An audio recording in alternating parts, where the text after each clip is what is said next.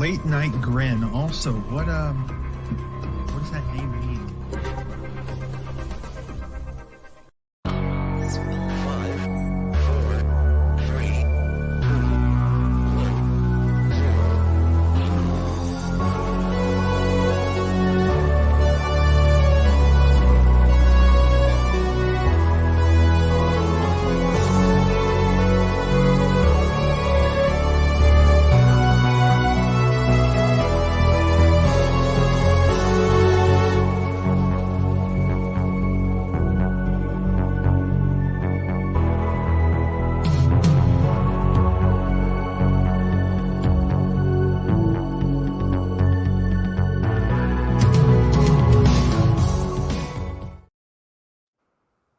Folks, Hello, everybody. you are looking live at the Late Night Grin, episode number 130.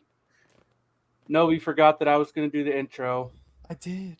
I got cooked. We got thrown off by the appearance of Late Night Grin founding father Jack Crosby. We are here for episode 130 of the flagship, the Late Night Grin. We are without our beloved leader, Joseph James Holbert, who is in prison. And that's why I'm here. That's why Jack Crosby's here. Fill the bald white guy quota, which I certainly don't apply to.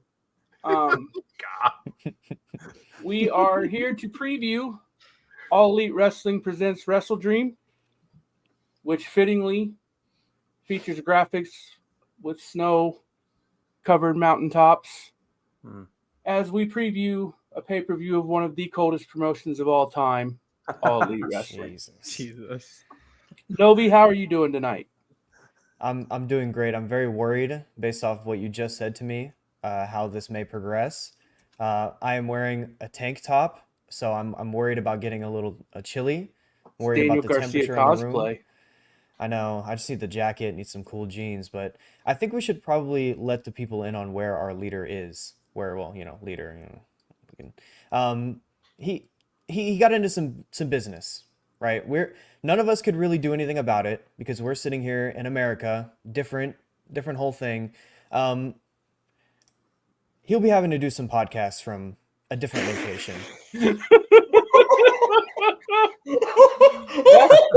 That might be JJ's finest work. You can really convince yourself that that's real. Like, it's pretty easy to convince yourself that that's not Photoshop.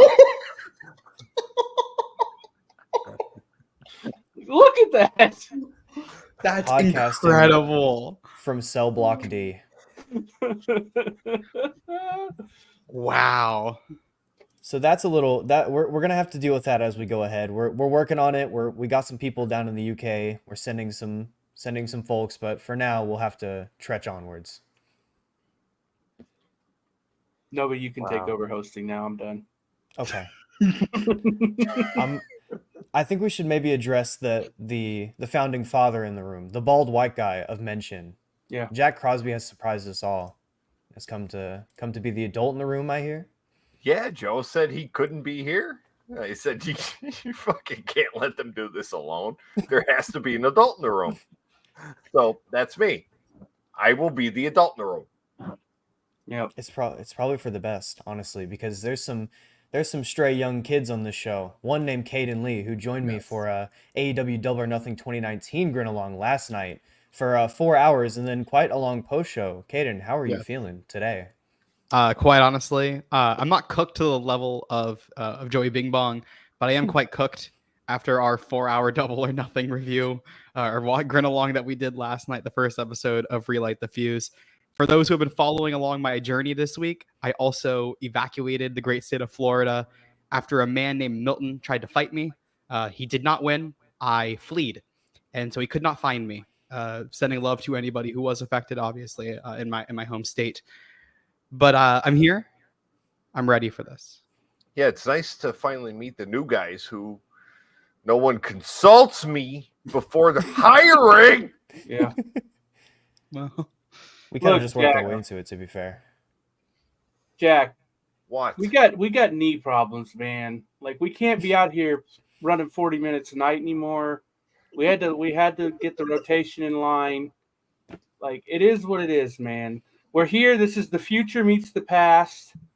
We've got the beloved Oracle of Wrestling, who looks befuddled at the moment, probably trying to figure out why he's on an AEW preview show. Oracle, how are I you agree doing to this. You know what's funny? So Because WWF is cooking. I have a fantasy football league from with my high school buddies. I've done it for 15 years, and long story short, I went to. Of course, my stories are always long, so this won't be short. But I grew up in Chattanooga, Tennessee, and went to school in North Georgia. So there was Bama, Tennessee, Georgia fans, all that, whatever. Of course, I was the one Gamecock fan. Got made fun of for it. One of my buddies is a diehard Bama fan, and he said, "Hey, man, I got 2 free tickets. You want to go to the game tomorrow?" And I said, "No." I said, I would, but I can't. I got to do these podcasts because I'm going on the live stream tomorrow with us. Where I'm going to watch the show live with everybody and try and steal some of Joey Bing Bong's money. And Hey, Does he pay you? hang on. You wait. Did you turn? Wait. What? So here's the thing. Okay, so here's the thing. If my point being, if he had gotten to me earlier in the week, I would have gone. But at that point, I didn't feel like taking off the commitments, and plus, I'd already planned to go to my brother's tomorrow, and my sister-in-law's Wait, making lunch. hold and on. shit. I swear to God, Oracle. What? If they win tomorrow, Oh, I know. I will regret. I you're will never regret gonna it deeply. fucking hear the end of I it. will regret it deeply. Oracle, I will regret it deeply. Oracle, you love the South Carolina Gamecocks, correct? Yeah, for some reason I do. We're very Okay, loyal fan base. I've loved them my whole life. I don't know And why. they play the University of Alabama tomorrow. Yes, in Tuscaloosa. Okay. Jack Crosby, What are we doing here? if someone called you on the phone and said, "Hey, I got a free ticket tomorrow for you to come watch your dad get the shit kicked out of him," would you accept the ticket? Because I wouldn't. I'd be like, "Hey, I don't really need to see that." That's probably a good Man. point. Now look, Yeah, the what? 1% chance that they win, because I do remember that Oracle. All right, would you pick fucking wrestling? I know, Brother, I ain't even Ohio watching this State was show in the tomorrow. fucking bottom of the barrel. I'm not watching Yes, it you would. either. I know That's the you biggest would. game of the season so far, right? Yeah. You would take the Ohio State ticket. Well, yeah, I'm not, like I just said, I'm not watching this show till midnight because I'm watching the football game tomorrow night. If I don't pick wrestling over the game. Bullshit. And plus, but shoot, that was a bullshit argument. Yeah, but it was funny. If the roles were reversed, you would go to the fucking football game. Now, course. we love professional wrestling. We do. But come on now. I know. It's not like I'm going to watch the game, obviously, duh. But I will. There's no question I will regret it if we win the game. Yes, that is a fact. If we get our asses kicked, I'll just kind of shrug my Have shoulders. you been since you went to the Tennessee game where you guys knocked them off? Have you been to a Carolina game? I've not been to a Carolina game since we beat Tennessee. Really? A couple years ago. Nope. Interesting. Haven't been to one in 2 years. No. I remember that vividly. So, guys, Yeah. how mad do you think Joe Holbert's going to be when he watches this back later? And we're talking 10 college minutes in and football. we're already talking about college He is never going to put me in charge ever again. Like, this He's not gonna plan rein us fucking in. failed. Jack, speaking of putting people in charge, about 20 minutes ago, I'm watching AEW Rampage. Sorry to hear that. Yeah. And I get a DM from Novi. I've never gotten a DM from Novi before. I'm like, what is That's this? one. Maybe this is like, some notes or something. So scared. So I open it up, and it's a link to the StreamYard that I own. No, I forgot. You popped in and started changing things, and I was terrified. I was like, "Oh shit! I forgot this is his thing." Yeah, and then I was like, I mean, honestly, I'm glad because I looked at it and I was like, I'm glad someone did that because I certainly didn't. This is also funny because Joe was so excited because we told none of you guys. I was like, not even shoot. Don't fucking tell shoot. Yeah, because I wouldn't have shown up. I will be there. Like,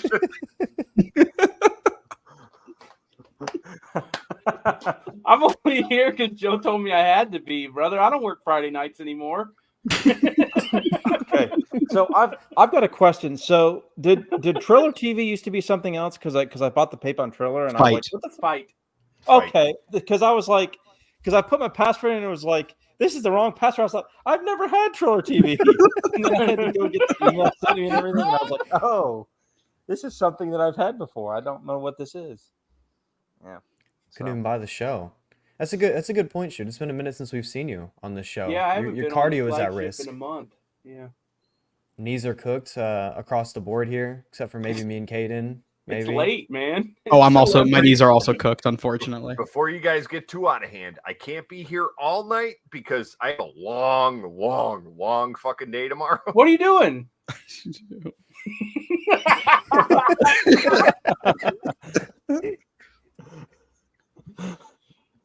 For anyone unaware, Jack Crosby covers college football for Barstool. Get fucked.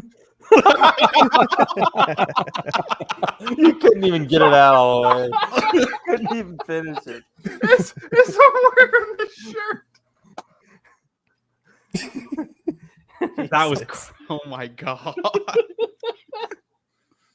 What a read. I guess we should preview WrestleDream. We should probably there's like talk. 17 matches on this fucking thing. Yeah, we should probably talk about the wrestling. There is wrestling that's going on tomorrow night. Only fucking 2 of us are going to be watching it, but there will be wrestling on it. I will not to be there. Fair, I will have YouTube TV up with multi-stream games of stuff on. So I mean that'll be on while I'm watching the gimmicks. Okay, so 1.5. Yeah. So I mean I'll be here. I mean I'm watching Utah Arizona State right now. That's on my TV. To be fair, I'm actually quite excited about this show, and I'm very excited to watch it at midnight tomorrow night until 4:00 in the morning. Jesus. Because as soon as the Ohio State game ends, I'm going to watch it either to get over some anger or to continue riding the high, one or the other. Is that game day this week, or is that Yeah. Okay. 6 a.m. local time for them over there. Lord. Yeah. I'm sure surely at 12 a.m. you'll be catching up on 0 Hour, right? I'm going to watch 0 Hour. Do you see the match they announced tonight? I'm watching 0 Hour, brother. What they Hold announce? on. What they announce? Harley Cameron versus Anna Jay. That's real. Oh, draft that's right real. there. Yeah, that's must see right there, brother. Yeah, That's about the only analysis I feel like that match needs, to be quite honest. That's real. Some hard-hitting analysis. 2 of the most improved professional wrestlers in the world. Hold on. Cook up. I'm a big Anna Jay fan. I'm a supporter. I'm obviously playing it up a little bit, but I'm not doing a bit. I'm very excited about this match. I like both of them. Harley Cameron has been surprisingly Revelation solid. Feels strong, but like she's been surprising this year. I'm not saying she's the greatest wrestler of all time, but she's good. She's better than she gets credit for. Good promo. Oracle, are you aware that Anna Jay has a bad attitude? I'm aware that she cut a promo about her ass tonight. I'm aware of that. Sure did. Did she do that again? Did you say her ass Yeah, they back? they watched wrestling tonight. They panned down to her ass and everything. Oh, that's base. God. I'm pretty sure she said that her ass fights back. She did in response. So Harley Cameron was wearing quite an outfit tonight too. Got to be honest. She's always wearing quite an outfit. She's always got that shit on. Let me do my research. Jack Crosby, your thoughts on Anna Jay versus Harley Cameron? That's cool. Good answer. Good answer. There's an actual good match though on 0 Hour. At least like a good match. Could be. The Acclaimed and MX. Well, that's not really a direction that I was pointing. They did the ROH World TV Championship, Atlantis Jr. and Brian Cage. That's real grabs right there. That's real music. Yeah, it's fine. I think. So is Atlantis Jr. good? Because the last time I saw him, I thought he fucking sucked. Was it the Jericho match? I knew that was coming. How long ago did you watch him? I saw him one time in AEW several months ago or a year That ago. was Jericho. It was Oh, Jericho. That was that's Jericho. If it was fair. come on, man. That's Yeah. fair. I forgot it was the Jericho match. He's I- like I forgot it was the Jericho match. he's good. He in CMLL he's got this really bad rap of being like a nepo baby, and that's like his whole thing, and everyone hates him for it. But then he comes over here and he's just like a cool lucha guy who does cool moves, and like Brian Cage is also just a cool big guy who does cool moves. So, you know, this is a perfect 0-hour match to me. If I they feel do like 10 minutes and just do crazy shit, it'll be fun. It'll be fun. Yeah. I think that's about the best you Which can they expect probably from will it. because it's 0 hour. They usually don't go more than Yeah. 12. These are very fitting 0-hour matches too, because the Acclaimed and MXM collection is also on this I got little very card here. worried about this because they on the show tonight where I they saw. set it up, they did not mention 0 hour. Mm. And I went to Wikipedia and it was listed on the main show and I got Yeah, I really saw that mad. too. But then later in the show they did clarify that it is on 0 hour. Thank Yeah, God. I've been scared all week because Got every lost. time on Cage Match it's been pulled up on the main card, and I was absolutely terrified they were gonna have that there. And then luckily we're good; it's on 0. We're I safe. would've- We can free ourselves. I would have added Tony Khan and yelled at him. That would have told him. I would have. You would have got him. I think he would have changed his decision. Honestly, Oh yeah, that's the story I guess JJ brings up. I guess we should. So MXM is apparently going to have a third person with them to neutralize Billy Gunn. Yeah, Jack but Crosby, is that going to be you? is it? Unless I'm missing something, my first guess was: is it fucking Tyler Breeze?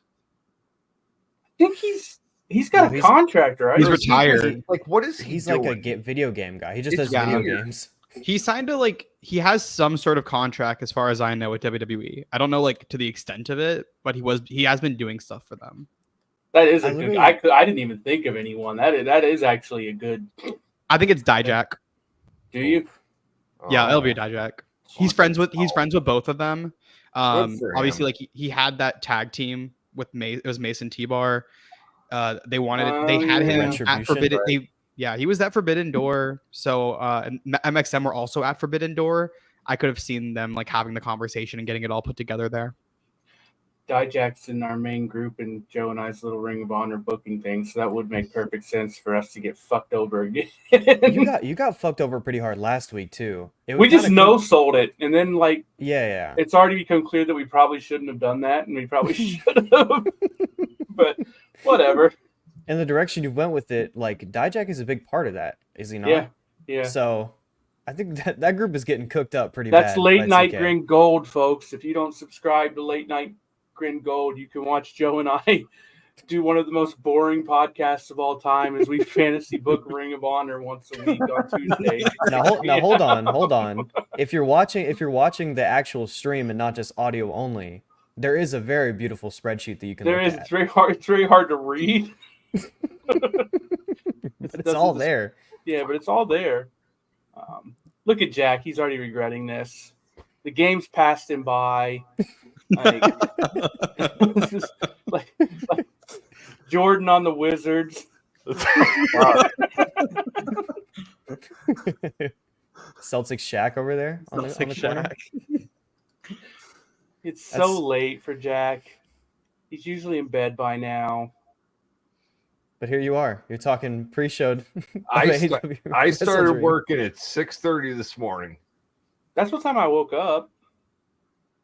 That's what time I started. I woke up at 9. And then at 7:30, I was on the phone with your boy Chip Kelly. Oh, what'd he have to say?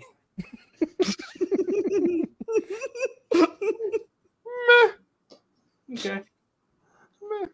Did he bring me up? He watches the Late Night Grin. Heard he's subscribed to Grinner Gold as well. Remember Demon Grin? Oh, fuck. That's Chip Kelly. That was Chip Kelly. Hey. You should have asked him, what the fuck did you do that to the 49ers for? No, he was so much fun to talk to. He's a good guy. I'm a big fan for now. Yeah, no shit. I could change at any moment. Things could switch off 1 week. Oh, yeah, All I it forgot. takes. He's the OC now, isn't he? Sure is. Yeah, that's right.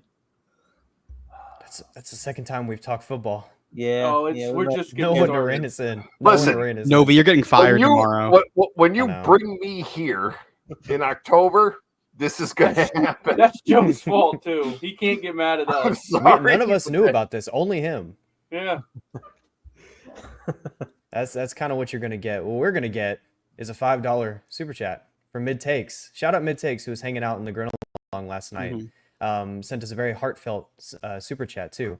Last night's Grin Along reinvigorated my love for #the game for now. What is everyone else's thoughts on Dustin versus Cody? One of the greatest professional wrestling matches I've ever seen. Factual. I agree, actually. Yeah. Yeah.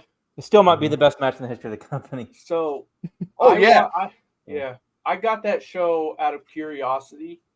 My only real AEW takes up to that point had been complaining about Tony Khan wasting money he could spend on Fulham. And then I watched that Dustin and Cody match, and that's literally like what got me into AEW. And then of course Moxley showed up later, and that got my wife into AEW, and so then then we were all set. But yeah, that match is incredible. Revitalized is the wrong word for Dustin, but I think it kind of restored his reputation a little bit. And yeah, that's a phenomenal match. I haven't seen it in years, but it's just as good as you remember it. I promise. It's so special. It's fantastic. I told the story last night on Relay at the Fuse. I was there. I was a mere 16-year-old lad in Las Vegas for that match, and the emotion I felt during that, it genuinely will never be taught for me again in pro wrestling. I've been to a lot of AEW shows. I've been to a lot of WWE shows in the last 3 years. It's not like a long time, obviously, but like I've seen a lot of wrestling in person. Nothing will get close to that. It is my favorite match of all time. I would be shocked if anything beats it. I think it's very fair. It was a very broad sentiment in the chat last night too. Everybody was watching along, and they basically said they loved every moment of it. Pretty much. Can I instruct you to go to Peacock? And what I want you to do is I want you to go to Starrcade 85, and I want you to look up Magnum TA versus Tully Blanchard in a steel cage. Okay. I want you to watch it. Okay. And then I want you to report back to me like homework. Okay. No. Yeah. Genuinely. Huh? Genuinely. Just ballpark. How many times do you think you've watched that match? Magnum and Tully? Yeah. Now, all right, listen. I'm not joking about this. I know you're not. This is your comfort food. Like comfort food in like in my 20s, which is way back. That was before that match existed, Jack. I would come home from the bar like when I was just shit-faced drunk at 2:30 in the morning, 3 o'clock in the morning. I would put that match on while I was like eating whatever. I think I have watched Magnum and Tully at minimum 200 times in my life. Wow. God bless. I'm dead serious. That one wrestling match 200 times. That's beautiful. That's incredible. Oracle, what's the match you've seen the most?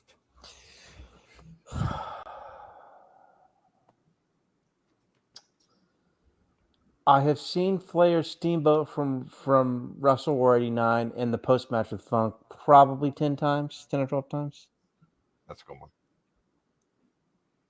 I don't even have an answer. I mean, that's because that's my favorite. That's my favorite wrestling angle ever. Was Terry Funk turning heel? Yeah, it's so good. So that's and that's probably the crazy thing about that question is like I'm a person like I like movies, but I'm also a person who I can't watch movies back. Like once I see a movie once, I can't watch it back. Like all right, I already saw it. Whatever. Wow. Like except Talladega Nights. I can watch that whenever. That rules. That's just the one I can watch whenever. But other than that, like when I see a movie, I'm like, all right, saw it, whatever. But like, I don't know, and like everything. when Bob Cottle starts doing the fucking ringing out, I'm like, what the fuck? Like, I get so hyped for McIntyre every time. Every single fucking time. That's what it's all about. That's what it's all about. Every single time. I have that same experience. So I think my most watched match is probably Kenta and Danielson from ROH. That's probably my number one. That's a great Which one is that? Is that from 06? The better one. You know which one I'm talking about if you know the better one. It was the. They showed it on Honor Club last night. Did they really? Yeah. That's That's the thing they're doing now. Apparently, is they're showing classic matches, and Ian and Caprice are doing new commentary. New commentary is cool, but literally all of those matches are on YouTube, like in full. So Yeah. I think new commentary is a good way to spice it up. Are they good at that? You guys think think? that I haven't watched them. you guys think that is Tony's way of kind of like combating the criticism that like his ROH is not what people thought it was going to be? So I what he's don't, doing because is I don't taking think I. It's 11:30 p.m. on a Friday night. I cannot do Ring of Honor discourse right now. Well, Jack, they don't. Yeah, no one cares about Ring of Honor. It's Yeah, dead. including It's dead, Ring man. of Give it Honor, up. bro. Everyone needs to give it up. Yeah. It's over. We've lost. Tony doesn't give a shit about it. He definitely doesn't. I'll always remember the ROH tapings that I've been forced to watch after Collision. Not necessarily forced, but that I was in the building for, so I felt inclined to. And I'll never not say that Tony Khan hates Ring of Honor and hates me specifically for those shows. Very dangerous stuff. I fucking all-time great live experience. Just watching the crowd get smaller and smaller and just being locked in on this. I'm serious, man. It's a blast. Yeah. I loved it. Jimmy Jacobs is done with AEW. Are you serious? Jimmy Jacobs has left AEW. Fightful Select has learned. Jacobs had worked closely with Tony Khan, and the company is looking to use the chance to freshen up creatively, we're told. God fucking blast. Great news. We're That was back. so Hell bad. yeah. We're heating up. so back. We're Take heating the up. snow off the God graphics for tomorrow. bless. We're back. Shoot, the snow. Oh The my snow is God. melting on the The chairs. at snow is moment. melting. The sun's coming out. Record high temperatures tomorrow. Holy shit. Dude, Jimmy Jacobs was fucking awful at his job. Oh, he's so bad. He's terrible. You can pinpoint. I don't want to like shit on him too much because he did. Like, it's a guy who lost his job. But like you can pinpoint the time of like when AEW's creative started going to shit was when Jimmy Jacobs came in. All right, no, last thing about Jimmy, and then you guys can move on. And I might be going soon, and it doesn't fucking matter right now. But my best factoid about Jimmy Jacobs is you could tell the exact moment when Ryan Satin lost his only source, which was Jimmy Jacobs. Like when Ryan Satin was taking over the fucking wrestling news world, and his one person was Jimmy Jacobs, who worked in WWE and happened just by luck to get so close to Vince that he knew all this shit. And then when Jimmy got fired, that's when fucking Wrestling Sheet just fucking tanked. Yep. And it's like, dude, you had one source? One? You're the That's fucking it. best, Jack. God bless, man. That's so funny, bro. That rules. That is fucking sick. I think it's a great day. The snow is melting, like we said.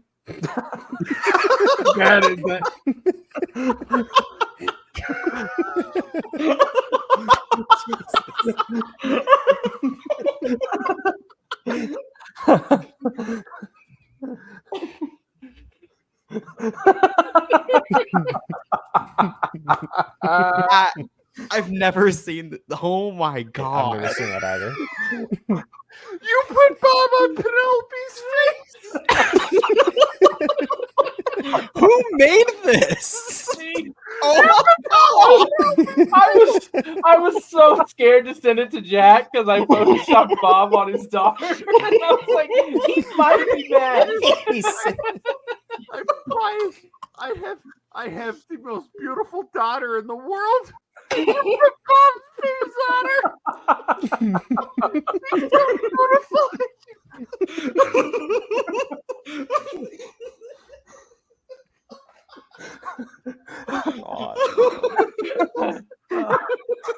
Oh shit.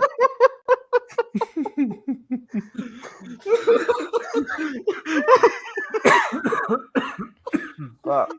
Oh my God. I'm gonna show Penelope that when she's like 15.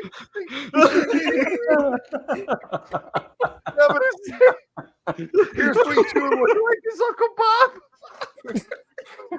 For anyone listening on Spotify, I apologize for this experience. It's great audio at the moment. Oh my god. My kid is so beautiful, and you know it. And why the fuck would you?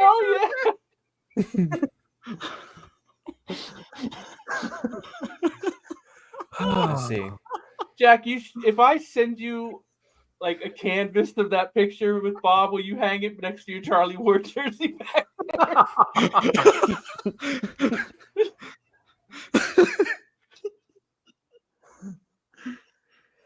Wow. Speaking of Ring of Oh Honor, my God, what's he doing? Hold on. There's something going on here. You're muted, Jack.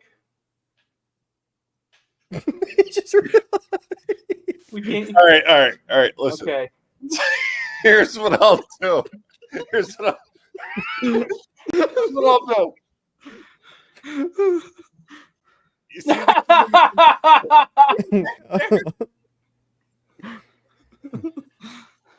I should have put Bob on that one.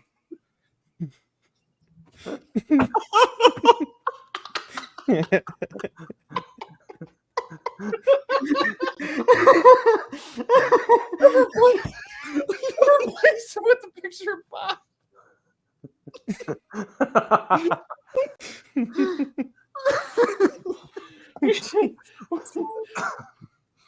We should all just put framed pictures of Bob behind us. That's what I'm saying. You should send that one to Joe and then have Hit sit behind him in his new setup. I don't know if he's allowed to have that. Joe is That's good enough. It'll be fine. Joe's gonna be so mad at me. I can't wait to take a picture of me and my girlfriend, and I'm gonna Photoshop Bob's face on it. That's how you should launch it on Twitter. That's how I should hard launch it. Yeah.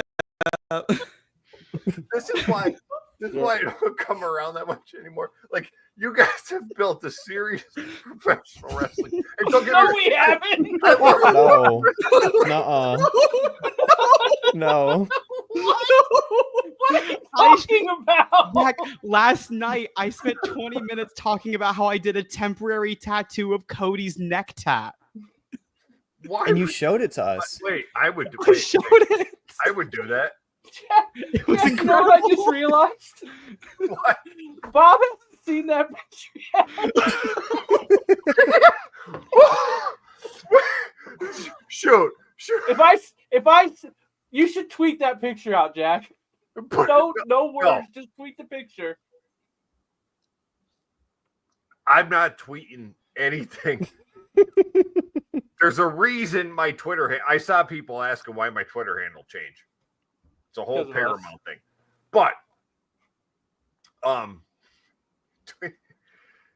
put the picture back up. I'm gonna screenshot it and send it to Bob.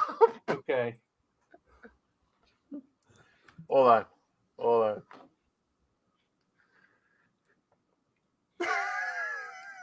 All right. You're good. Novi, check your Okay. Twitter DMs. listen. Check my Twitter DMs. Did you send me the picture? If Caden's gonna admit about his Cody neck tattoo, I'm gonna admit that when my dad ordered SummerSlam 2009 and the pay-per-view messed up and we couldn't get the first 35 minutes, I was 16 years old and freaked out and started crying.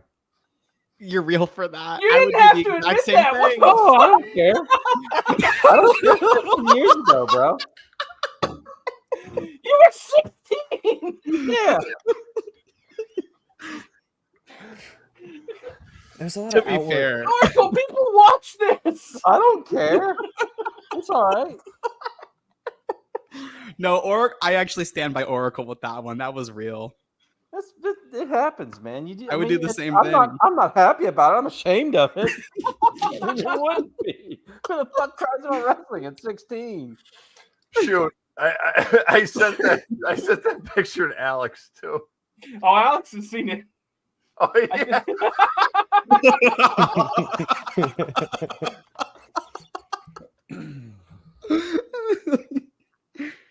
We've already gone off the rails a little bit. I'm not gonna lie to you. Speaking, Yeah, Novi, did you get it up? And we're about to I'm- go off. I'm more. working Speaking on of it. Ring of Honor, Okay. Mark Briscoe is defending the Ring of Honor World Championship against Chris Jericho tomorrow. That's the first match listed on Wikipedia in the main show.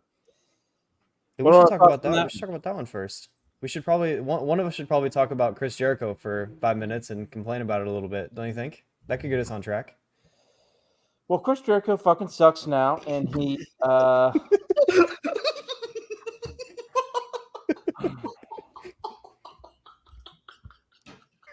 Jesus. Jack. I sent Jack something and I ruined the show. And It can't be put on air. oh god. There's something that could be put on air, but I can't get it up on the overlay. That's a problem. currently. Transitioning there's into our medication for that, Bluetooth Novi. plug. Yeah, it's The very Late Night Grin unfortunate. is brought to you by Bluetooth. Use What's- code LNG25. Novi, what's the problem with it? Like, is it not uploading? It won't. There's very specific files you have to upload to StreamYard, and it's very annoying. You should just show it on your camera currently. If we're showing Okay. photos. I'll show the photo. All right. Let's see. There it is. Oh my god. The Cody Rhodes neck tattoo at Disney World. Hold on, leave that up there. God bless. You guys can see. It's the second time you've shown that in 2 days, by the way. That's a different picture too. I showed a different one yesterday. Jesus. The other one has I have a face mask on. Was it a Cody face mask or was it? No, I think Just it a was a normal Disney one. one. Oh, boring. How you doing over there, Jack? I'm good. Okay. We will actually talk about the ROH World Championship match. Let's lock Mark in. Briscoe. He's defending against Chris Jericho. This match, if any Chris Jericho match can be good, it might just be this one. Shoot, is it going to be this one? This match will fucking suck. Chris Jericho can't wrestle anymore. He's a negative. He drags the promotion down. I get actively mad every time he's on the television program. And if he wins this match and wins this title tomorrow, which I do not believe he's going to, but if he does, I will be filing a class action lawsuit against All Elite Wrestling and Anthony Khan. I think that's a fair thing. Kaden, will you be going in on that lawsuit if the result happens? I will. Unfortunately, at this current juncture, I would rather watch a match with Aaliyah than Chris Jericho. So I am not interested in this at all. I don't think Jericho will win this. If they do, it would be to try to get another TV deal, though. So I'm not convinced. I will That's say something. one thing. If they would promise me that Chris Jericho, if he won the title, that he would be on Ring of Honor exclusively, I would actively root for Chris Jericho tomorrow night. I would too. But so. he's most Well, that's not what's definitely happening. it's not going to happen. Oh, But I know. But if there was any reason for Jericho to win, it might be because they're going to convince themselves that he can get them a TV deal like he did the first time. Remember that happened, yeah, right? That's the only reason they did that. Yeah. Yeah. Oracle. that worked out great. It did. I mean, it did back then, but Yep.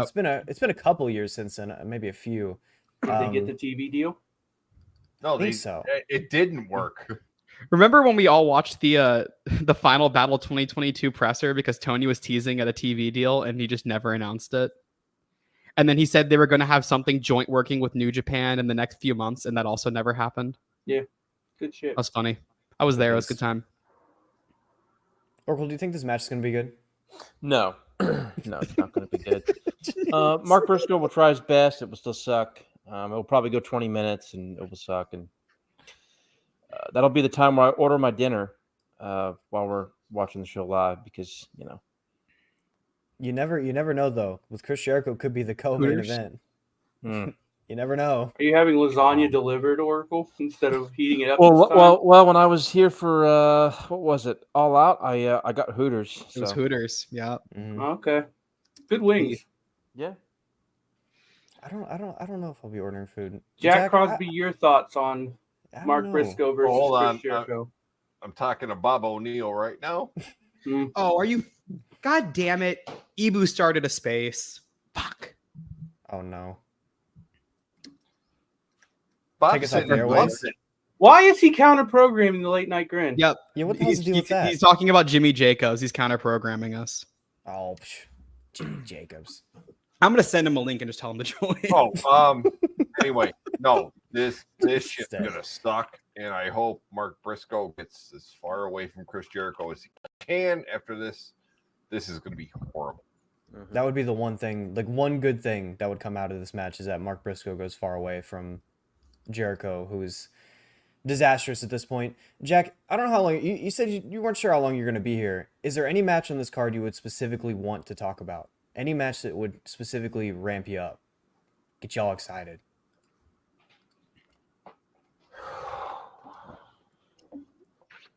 It's because it's a good card. It really is. All joking aside, it's a good card. Yeah. But I don't want to blow up your guys' spot, but my thing is, like, obviously the Mox Danielson thing, we're gonna find out who's behind Mox. And if it's not Shane, like, who the fuck is it? There could be some more master business in the main event. That could be something. Would you be excited about the War Master? Mr. Josh Barnett? I might actually drive to Stamford, Connecticut and buy all the WWE merch I could find on site, like in Stamford, Connecticut. It's 2 hours away. I would drive. And if it's fucking Josh Barnett, no, I can't do that. Cannot. You just did that like 3 days ago, and you're gonna do it again? That's crazy. I cannot. No. Stanford Jack. Can't be it. It's a very scary prospect. There is good matches, like you said, though. This card is actually a good time. There's going to be a lot of fun ones on there. We've not not gotten anything crazy so far, but I'll tell you one good match that's going to be on there is a 2 out of 3 falls match. The Beast Mortos and Hologram. Yes. That'll be a fun match. Oracle, how you feeling? Yeah, Hologram's basically the only flippy guy I like in the company. And Beast Mortos is extremely good. One of the better wrestlers in the company on TV. He's maybe the best base I've seen in wrestling of the big two. I mean, he can set up and get in position and do some pretty spectacular things.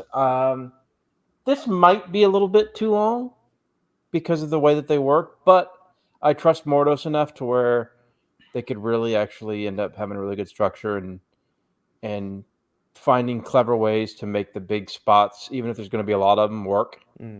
So yeah, I actually am really looking forward to this match. I do enjoy Hologram's work a lot. I think he got over really nicely on Collision and those tags and whatnot. He's, like I said, he's one of the only guys who I actively enjoy, who does flippy, crazy spot stuff. And like I said, Mortos is just a tremendous base and tremendous heel and can take all those crazy spots and takes them perfectly, bumps really well, good heel. So yeah, I think this will be one of the stronger matches of the whole show. I think from bell to bell. Yeah, I think so too. Mortos has been in rare form as of late. He worked himself into getting a placement on this card. That's how good he's been. Absolutely. Just by wrestling good. Shoot, have you enjoyed the Beast Mortos as of late? He's fucking awesome. He had a fun match tonight with the Butcher. It's everything that you would have hoped it would be. Very different than what the match tomorrow is going to be. Yeah, he's a success story over the last few months. It wasn't that long ago that I had some dude in my mentions telling me that TNA booked Beast Mortos better than AEW does, which was a fascinating take, but that has not panned out well for them.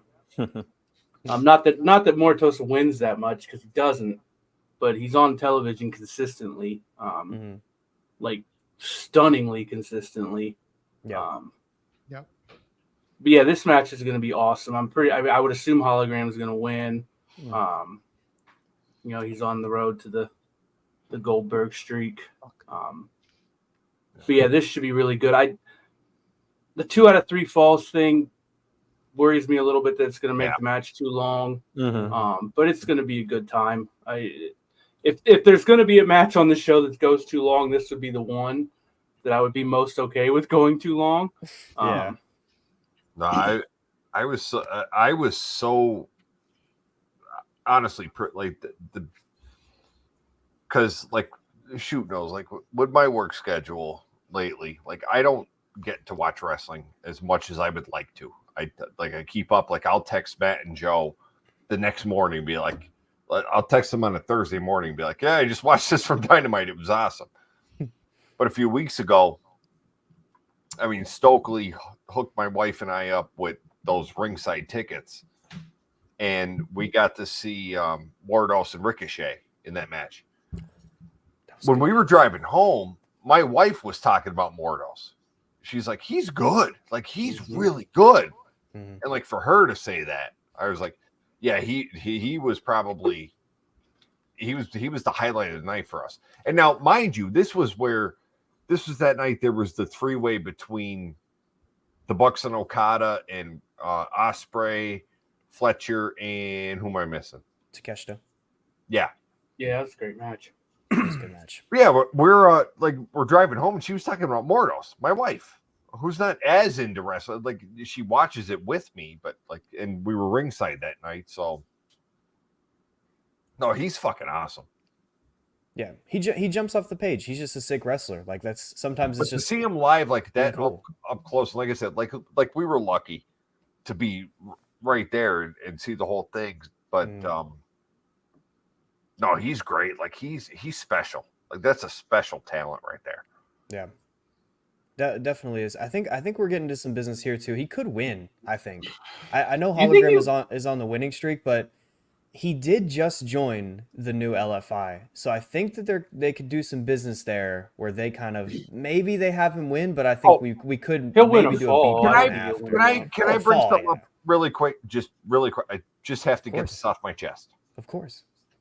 And I don't want to sound like the old guy in the room. And I am not knocking AEW. I love AEW more than WWE still. I do, even though I'll watch. I saw the video tonight from Rampage. And it is hilarious how much Jake Roberts towers over all of them. Yeah. Like they look like his little kids. Fucking rules. Like these guys, and Jake Roberts just fucking towers over them. Rules. Did you happen to see the when he first came out with the new LFI and he stood on the stage and he did his fist in the air? That was like one of the funniest visuals. Standing all the way over there and he has the fist up. Yeah. He did the pose with them tonight. Oh, did he really? Yeah. Did he do it with them? Oh, hell yeah. Oh, it fucking ruled. It's going to be a good couple weeks. It's going to be a great 3-week program. We'll never hear from them again. Yeah. Can't wait. Beast. Kaden, I'm curious to hear what you have to say. Do you think the Beast Mortos, can get a win here, or is it just Hologang? Kaden, tell me. It is. Yeah, I cut out for a second. I think am I back? You are back. Yes. You're good now. Can everyone hear me? Yes. Okay, good. Perfect. The Beast Mortos is incredible. I've loved the Beast Mortos for a very long time. And very glad that he is in AEW. I do not think he picks up a win here. They seemingly want to do something with Hologram. I don't necessarily think it's anything like soon. Some like belting him up soon, but like putting a belt on him maybe at Allin in Texas would make sense. Full circle moment where he debuted on those Collision episodes right next to Globe Life Park in Arlington. AEW has done 5 2 out of 3 falls matches. They've done 4 singles and then 1 tag team. And looking at the whole list of them, like all of them are good. The only one that's like kind of iffy was Danielson and Sammy Guevara, which I'm still really confused as to why they did that. I remember being like, I don't know why that one got it, but Garcia and Danielson, Christian and Darby last year at WrestleDream, so it continues. a tradition of doing a 2 out of 3 falls match at WrestleDream. Mystico and Rocky Romero from the Rampage last year in last October, a little less than a year ago, and I was there for that. Great match. I was ringside for it, and they also did the tag team one, FTR versus the Bullet Club Gold. AEW knows how to structure these very well. Yeah. AEW knows how to structure 2 out of 3 falls matches really well. Like that and Iron Man matches, they know what to do with them. They found the right formula, and I'm excited to see what these two do here. Beast Mortos should like just beat the shit out of them in the first fall, and then Hologram can pick up the second two. I think it's probably a fair bet. I think there's a lot of good things to say there about the history of the 2 out of 3 falls. I think this keeps up with the trend of it actually being good, and there not being very many misses. I think we also will probably see a beatdown after this, right? LFI beating down Hologram. Maybe that's his next big step. We have Hologram find some buddies to team up with. Yeah, that could be something. Lucha Brothers show. Well, you have Pentagon under contract for another month. You got Fenix for another 9 months. Like, I don't know. Just run the trios match and let Hologram take the pin in that one, and they can be fine. Not gonna happen. Yeah, I don't disagree with you, to be clear, but they're not gonna do it. We'll never see them again in AEW. I think Penta. I'm not sure on. I do think we see Fenix. Do you? He's signed until like next he's August. got like 10 months. Yeah, it'd be nice. Yeah, it's a very long time left on his contract. The thing there, Shoot, is because Tony's very online. Shocker. But, well, he ain't the only one running one of the two promotions. It's very online. Yeah, but yeah. So if he knows it's out there that Fenix is there for another 9 months, he's gonna put him back out there. He's not gonna hide him. We'll see. I think you might be on track. If there's anyone that I'd like, maybe Phoenix to put over, I don't know. Hologram could be pretty cool. I think that'd be a fun little moment. But I'm not sure if we'll ever get to see that. I don't know. Maybe just because they're under contract doesn't mean they're going to get used. Yeah, Ricky Starks will tell you that. Yeah, he was telling us that earlier today. Yeah. Do you blame him? Whoa! Who just jumped in the comments and said I'm a fan of the Central Florida Knights? I'm wearing a Gator shirt. I go to UF. Oh man, it's personal now. Do not associate me with our little bros down in Orlando. The 2017 national champions, you mean? All-time great bit. It is a really good bit. I will admit that. Very aggressive in the chat. There's going to be another aggressive something on this show. Very aggressive man. Brody King is probably going to beat the piss out of Darby Allin in what should be a very fun match. This has happened before, and it was a good time. They also interacted. It was a big choke out spots, 2 of them that I thought were some of my favorite moments that I maybe have ever seen on Dynamite, just because, I don't know, that stuff like that is so sick. This is a match I'm really looking forward to. I think there's a couple matches like on the undercard of this show that could genuinely like kind of steal it for me. This one might be it. I mean, Brody was he was bleeding already, and he bled off a rock, the other day. So I think that kind of gives us some background on what this match could be. Oracle, you looking forward to this match?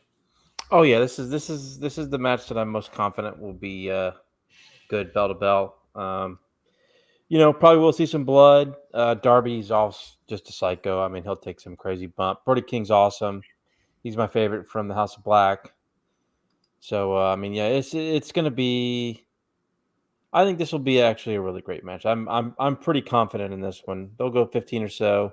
There'll be blood. Mm-hmm. Darby will get his ass kicked. There'll be great. There'll be some crazy spots. It'll pop me huge. Yeah, this is definitely the match that I think has the highest chance of being good to me. Yeah, I feel like that's kind of always what you're going to get with Darby. It's always just going to be pretty fun, pretty enjoyable. Jack Crosby, how good do you think this match is going to be? This is probably going to be the match of the night. Like, these two could put on a show together. It's going to be violent, but not too violent. It's going to be... How do I put this?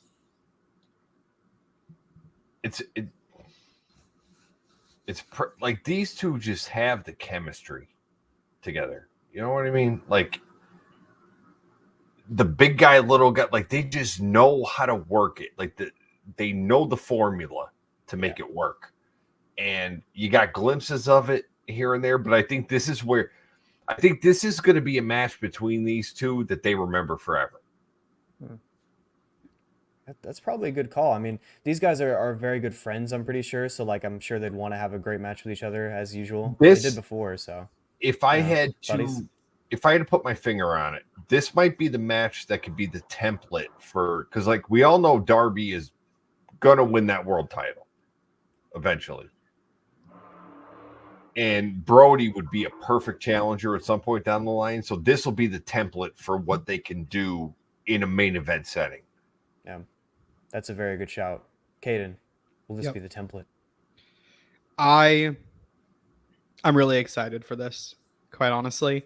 They have 2 other singles matches in AEW, and I really like both.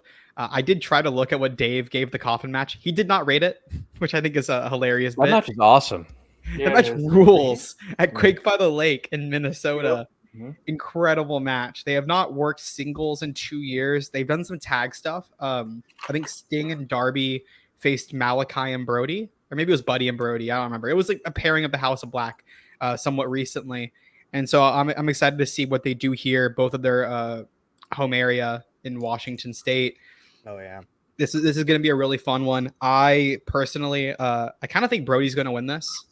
I think Really? the story of having Darby take another loss because he's trying to prove that he should be the face of the company with Danielson going away and him being overzealous and getting killed by Brody in his home.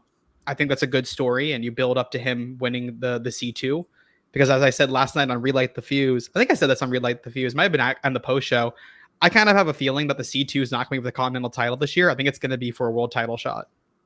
So having Darby win the Continental, having Darby win the C2, I think that's a really good person to have win that tournament this year. Yeah, there's a lot of options to win the C2 this year. A lot of people that are right there that would really could use a win like that. If there's anyone to beat Darby Allin, I would not mind it being Brody King. No. So, shoot, how you feeling? This is going to be awesome. When they first set this up, the Darby Open Challenge thing, Brody King was not what I expected, but it certainly wasn't a disappointment. They have good chemistry. You know, they're in their home state. They're going to beat the shit out of each other. It's going to be fucking awesome. I do agree that there's a real good chance Brody King wins this match. Partially just because part of me is like, I don't know why you do it unless he's winning it. Mhm. But yeah, it's going to be it might be the match on the show with the highest floor. Like, there's no way this match is going to be bad. Like, It's a Darby match, you know? At the end of the Darby day. doesn't miss. We'll see how high it goes. There's a chance it's going to be the best match on the show. I think it probably won't end up getting quite that high, but it's going to be very good. Hopefully that, you know, I don't know what to expect atmosphere crowd-wise, but if they're going to be into anything, it should be this. Yeah, it's going to be a fun one. This is another one of those where it's like, it's an undercard match. It could kind of steal it.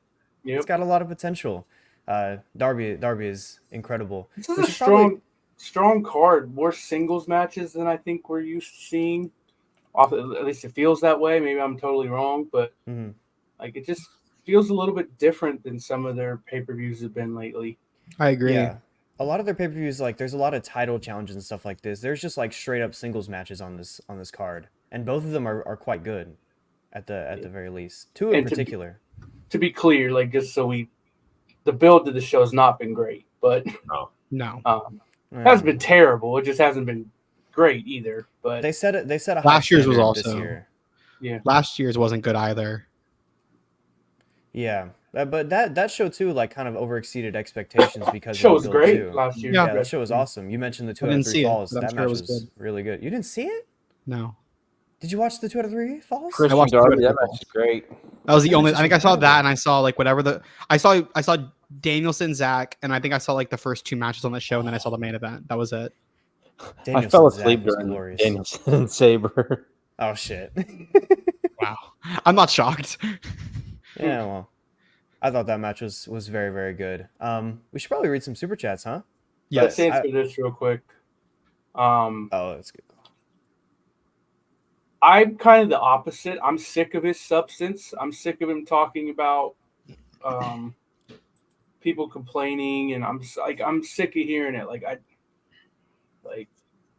I don't think he's a great promo. I think people who say he's terrible are going a little bit too far. But I'm really tired of the, talking about the boys in the back complain. Like, get over it, bro. Like, I hate that shit, man. Like, it's time to move on.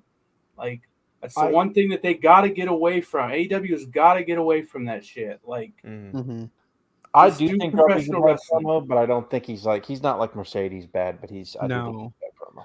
He can. I think he can be really good. It's just like depending on how he delivers it and what he decides to include. And typically, like whenever he goes shorter, I think it does make it significantly better. Yeah. The shorter ones are a little bit better. Yeah. It's just I feel his we see free it so tapes. often. His free tapes are pre-tapes good. sick. He has really good free tapes. He does the short film sometimes, His and then those are pre-tapes are quirky. good. I do like his pre-tapes. That's like when he's out there in the ring and he's cutting like a promo. It's not a thing. Because his pre-tape promos are about him. Yeah. His in-ring promos are about everything else. The in-ring has to be about him. You're the fucking star. And I'm not sure if Sting told him this and he didn't listen, or what. Like, you project you as the fucking star. It's about you.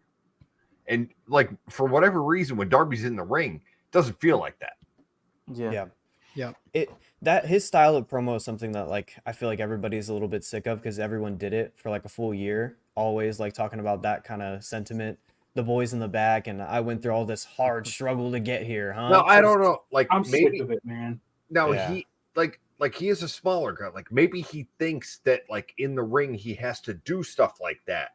Like, it might be a mechanism to make him seem like the underdog. But it's like, dude, we know you are. But we also know you've won 18 billion matches in 5 years. You're not the fucking underdog anymore. Like, now you're the star. Present yourself as such. I think maybe you could even see that. Like, hopefully that could be a switch up after this match. Maybe you have Brody King win, and he kind of like realizes things, gets going straight as on his road to the world title. I feel like that could be a fun direction to go to after this. I don't know. I think Sting will play a part in his actual build to the world championship. Oh yeah, he's gonna be involved at some point. Yeah, it's too central.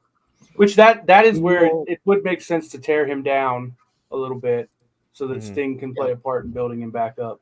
That's why I'm like another big part of like why I'm kind of thinking like if you make the C2 for the title and you let Darby win, you can have him face Mox at Wrestle Dynasty because I think Sting wanting to be with Darby for that entrance in the Dome, I think he'd want to do that. I'm not gonna lie, I don't dislike but man, if the very first Continental Classic after they introduced that belt is not for the belt, when that was the whole that's the whole point of the belt, like fuck off, man. Not you, but like if they actually do that, like Kaden. Like I don't know. That belt means nothing to me, so I'm like, you know what? Don't even make it for the belt. I don't disagree with that either, but it's just like that's the whole point of the belt. Yeah, like it is. There was literally one thing the belt was for. Fully gone now. Like it was supposed to be a triple crown, and like there's no point in it anymore. Yeah, I think there's a conversation. I think it's a conversation we'll get to later in the show because I think there's some paths you could see taking for a certain triple threat later tonight. But we do have some super chats. I've been told that Kaden Lee would like to read this one from Kale.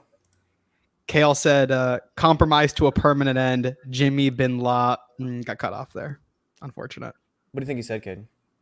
I think he might have been referencing a great promo by John Cena, everyone's favorite professional wrestler. That's a good call. That wasn't a promo, bro. That was real life.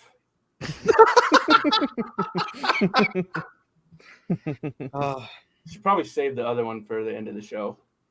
Yeah. All right. We'll do that. We're going to get to that, Andy. Stick with us. We've already derailed our preview enough. Oracle's going to spend 20 minutes talking about that, so we'll do that later. All right. Well, I'm going to help. I'm going to dip. Guys, it was great seeing you. I hope to be back. I told Joe maybe Survivor Series. I'll be back next month. But thank you for having me. I was the adult in the room for a little bit, but now I gotta go. I have to go to sleep because I have a fucking long day ahead of me tomorrow. All right, you guys have fun. I'll see you later. Love you, Jack. Adios. Buddy. Love you, buddy. Bye, Jack. Well, now we can get loose, huh? Now we can go a little Yeah. crazy. Like we haven't done that The all adult's night. gone. Now we can cook. We unbutton the top button, loosen my tie. Now we can Let's talk get to about work. Jack Perry versus Katsuyori Shibata.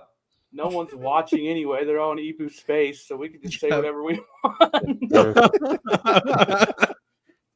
You could talk all about these matches as long as you want. It's just unfortunate. We got cooked up. We got counter programmed. Not much you could do there. I saw him start that. I saw it on my timeline, and I was like, "Oh, motherfucker!" I'm gonna have Well, Joe Dawkins pay. Yeah. Mhm. It's a good call. I should distribute his pay to us. He should be suspended. Well, Novi, what's next? I guess we should maybe talk about Jack Perry. He's defending his TNT title. Jackie Perry? Katsuyori Shibata. I think this will be like a good match. I like Shibata enough, but I think there is some worry going on. I'm seeing some a head shaking in the far right of this broadcast Oracle. I really just brought this match up because it was the next in line on Wikipedia, and I wanted to get it out of the way because I have no interest in this match at all. I will be flipping back because, and it's bullshit, and I could be wrong here, on YouTube TV. So Oregon, Ohio State is going to be on NBC, correct? Yes.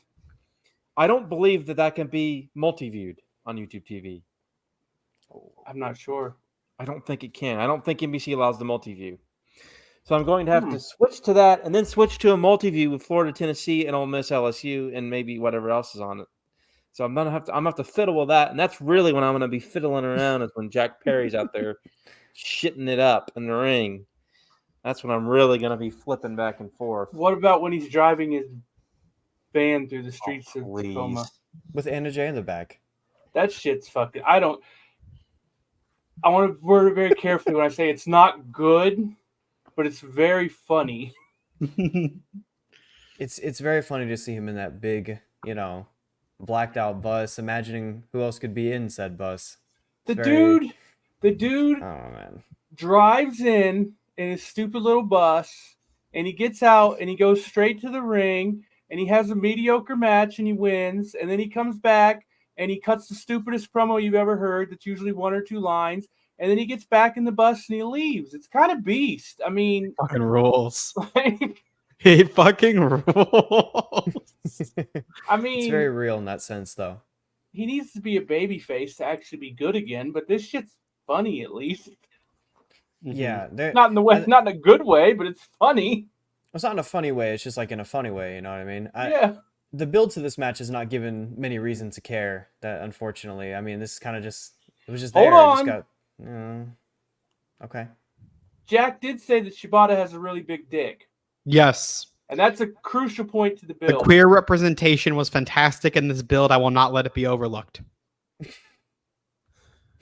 I feel like that's maybe the only thing to say about the build, though. Unfortunately. Yeah, look, there was gay shit in the build. I mean that with like the most complimentary way. I love the gay shit in the build. Give me more of it. I am very excited for this match because of that only.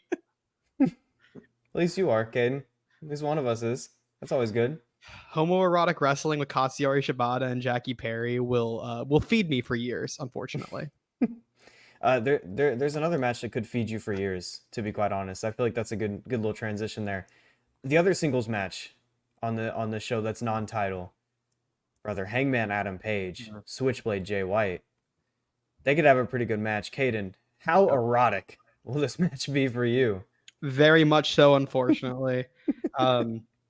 There's a reason I like Switchblade Jay White as much as I do. He is a very good wrestler.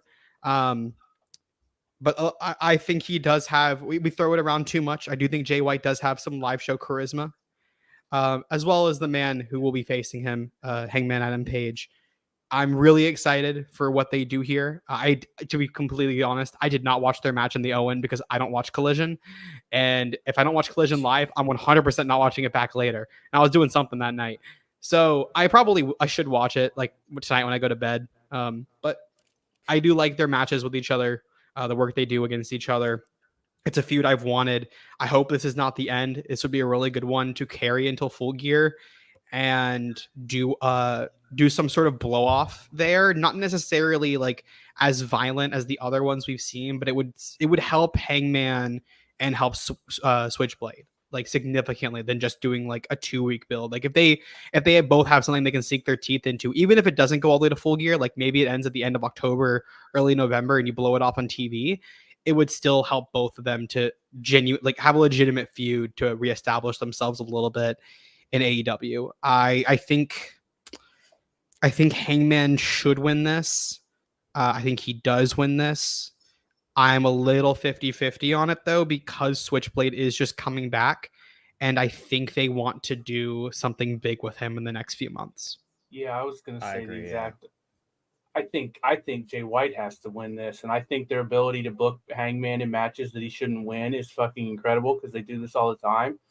But if they bring Jay White back and he loses immediately, like, it wouldn't be the first political hit on Jay White, but good God, man, like he's been getting beat up, bro. Like, it's time to actually, do something with him. Mm-hmm. And again, this is that tough situation. They keep putting Hangman in these tough spots where it's like, I love Hangman, but he shouldn't win this match. He might, but like Jay, they gotta get rolling with Jay.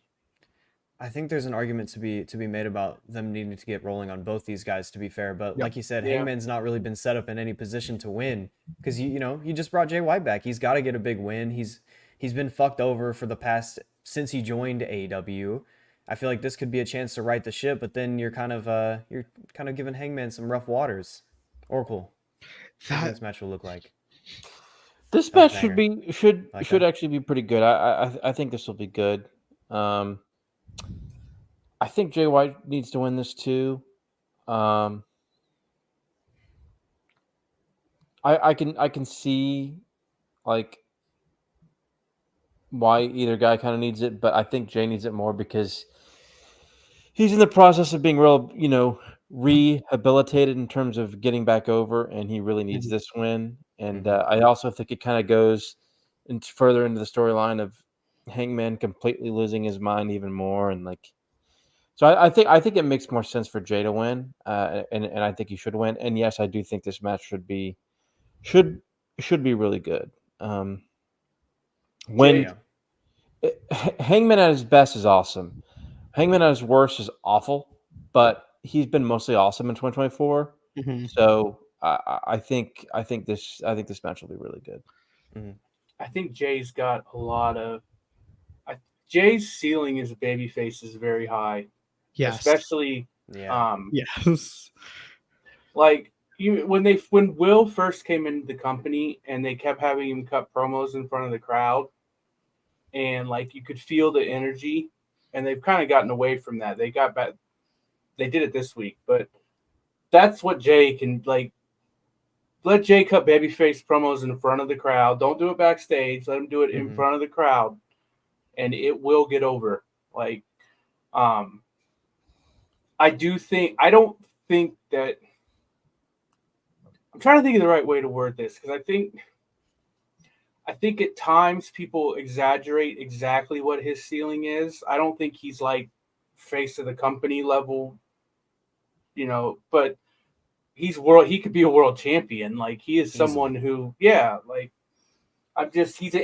sounds like he's an interesting guy. I have a hard time seeing Jay White as a tippy top guy personally. I don't think he's that, but I do think he's this comparison is like, I mean, bear with me here. It's a comparison I'm looking at from the overall career standpoint, but he could be a Chris Jericho type where he can go from the mid card to the main event. I don't see him as a tippy top guy. I've never seen him as that, but I do think he's my comp Oracle, and not necessarily from an in-ring point, because from the in-ring point this will make you mad, but overall sure. I think a good comp is Christian Cage. Yeah, okay. In terms of like ceiling and levels and where he fluctuates in the card and things like that. That is a good comp. but he also seems like he's a very laid back guy. Like, Yes. like He you is know, very I laid like. I back. think. To a I think there's. I think Yeah, there's. does not seem very politically motivated. You know. Yeah, No, like there's no. a lot of expectation that he's like mad about how things have gone, and I don't think he is. Like he's getting I haven't gotten paid, that and vibe like at he's all. At all. Not once have I As have I far thought as I Jay know, White is he mad. does not care. yeah, like He does not care. He shows up, he does his work, he goes home. It does not matter to him. I from people I've talked to, there's a belief that Jay White has a lot of like tricks up his sleeve as a wrestler that he's been like saving until he was a babyface. Like when people call him a boring wrestler, I'm like, he wrestles that style because it's what's fit his character for the last 7 years since he turned heel. He having the opportunity to work Hangman as a face, I think Hangman's gonna beat him down for a while in this match. But when we start to see the babyface comeback of Jay White, we're gonna see some things that if you were not like watching some of those Jay White matches like in the trenches, you would not know that this man can do some of the things he's gonna do. Yeah, I feel like I'm people excited. underrate, like, even as a whole, like outside of Jay White, bro, the Bang Bang Gang was a heel group the whole time they've been in AEW, but it never felt like they were a heel group because crowds love them. Like, it doesn't matter where they're going, Nope. it doesn't matter what they're doing. People like to cheer Jay White, Juice Mhm. Robinson, and the Guns. It's a it's fun act. it's a hell of a group, man. Like I think it's the ceiling good. of that group with Jay White as the leader, being a babyface group for real, like actively trying to be a babyface group is so high. Like whatever you think about Jay White, like that's understandable. I think there's some faults in his game, but like when he's put in this group, when he's put in this act, I think the ceiling raises by like a lot because him and Juice are just such that perfect Yep. contrast between each other, you know? It would be the best Guns. version of Bullet Club in half a decade. The Guns Yeah. have gotten legitimately good. I've been They've riding got- the Guns train for a long time. I was like, I liked them when they were bad too, but they're like a really good tag They're now. really Like good. genuinely. They've got like the best in-house AEW theme of all time. Like, Mhm. I've heard the story of how they got made, and it is so funny. I love that story. I cannot wait for someone to tell it. It's a Also, when they came out to 50 Cent, it was one of the greatest things. oh god, It's that was, godly. On Yeah. Long Island, yeah. that was before everyone has was in on them, including me. Really, I thought they were fine at the time, but That's what started the turnaround. they've really gotten. I mean, that's what pro wrestling is, man. They got on TV early, Hmm. and Took them a second to sometimes you adjust. can't give up on people. So Yeah. that'd be what an made me a interesting, fan- like, I don't know where this Moxley thing's going long term, and I don't know what the sustainability of it is. But man, like, if you can actually sustain it to where eventually we do a Bang Bang Gang versus that group, like, Yeah. could be That's real something. music. Yeah, I wouldn't be against hot shotting that feud and having that be a fall feud. I think you could easily throw Bang Bang Gang or Bullet Club Gold in there like right now, and that could be a really good full ride that until World's End. You blow it off at World's End, and then you go into Wrestle Dynasty. My If there was a assumption way is to get to it too. Jay White beating Hangman is not a bad way to do it. Yep. To get on that track. Yep. my assumption is Hangman's going to get some kind of backup, whether he wants it or not. And that's where we're going to go out of this. Is they're going to turn that into I don't know who it's going to I think be. so too. Yeah, And- it's so weird too. I don't know who I don't it know would be. who. Like, I have if I could, no I can't clue. think of anybody who would be good backup for Hangman right now. But he needs some. I know the Brian Keith and Bandito thing was floated months ago in AEW. Brian Keith is in his own thing. Bandito is injured still. I don't think that's a possibility at this point, but I know it was at least floated. That was one of my favorite ideas that I saw. I love that idea so much. The cowboy stable. He's not much of a cowboy anymore. Like, he doesn't play up on it too much. But bro, bring the hat back out. We're good. We'll lock back in. That's a good shout for backup. Are there any other names you guys can think of for Hangman backup? Because I feel like that's where this match might go towards. Other than the Cowboys.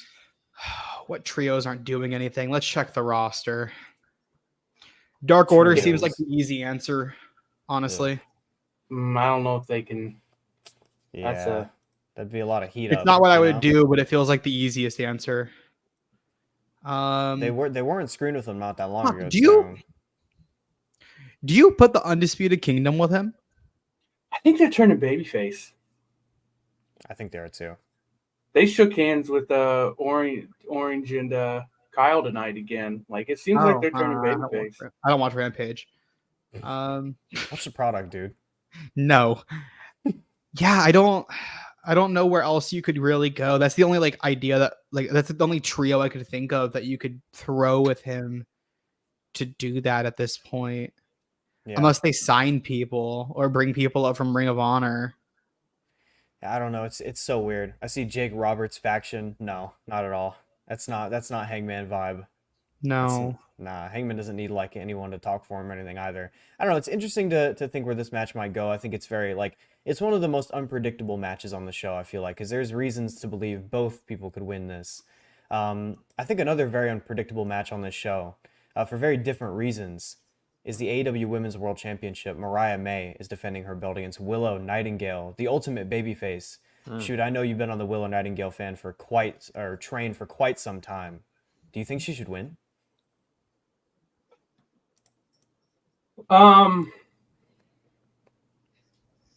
Yes and no. I think Mariah's title reign so far has been kind of disappointing. I don't think it's her fault, really. But I think people, and I'm definitely including myself here, overestimated just how over she is. Because I just like it have, you know, like I said, I brought it up on the preview for Allin. It's like the reaction she got on that, it was Cardiff, right? Yep. Yeah. Was scary. It was like, wait a second, like dead silence.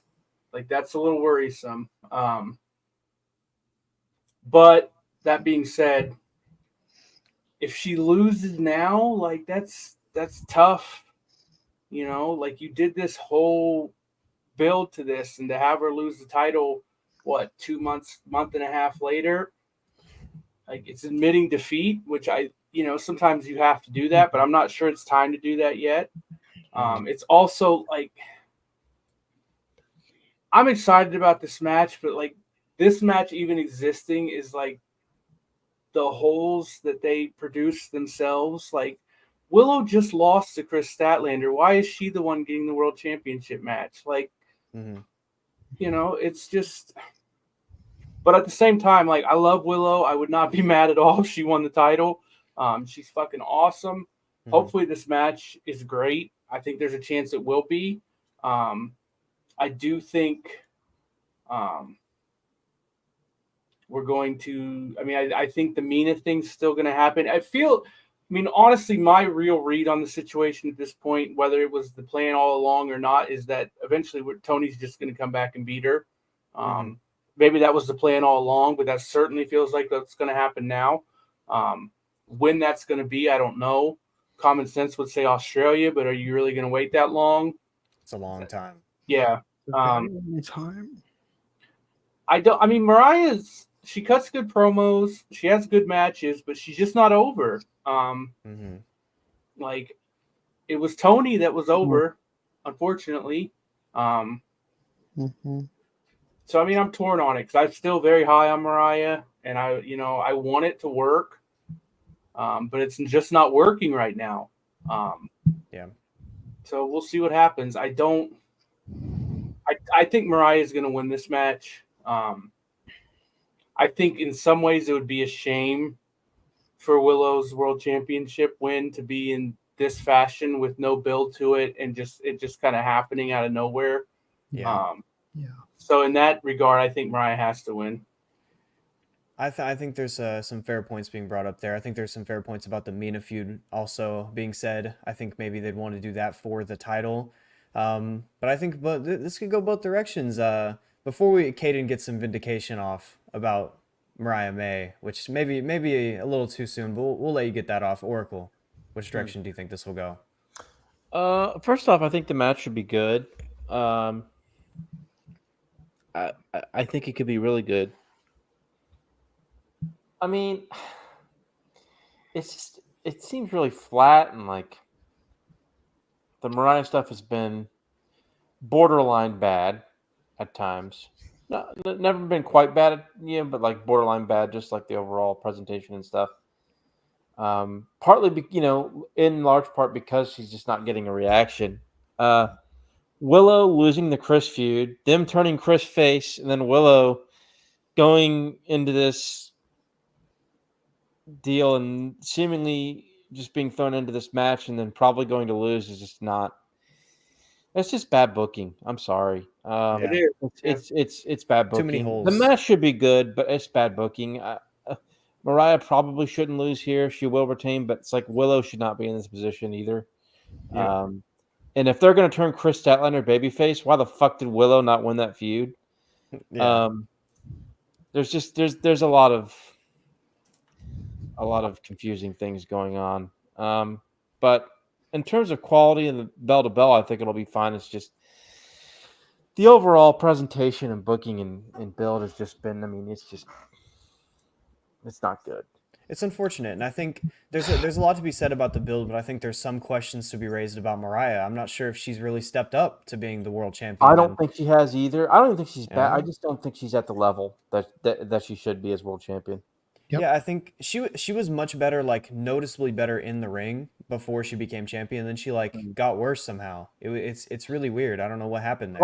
Part of it is it feels like she's leaning into too much gimmickry sometimes.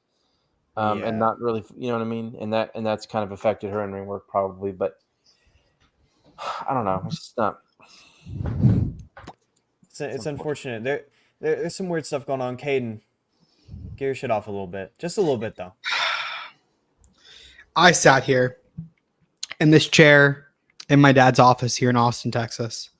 About, I don't know, 45 days ago, give or take. And I said Mariah May should not beat Toni Storm for the Women's World Championship.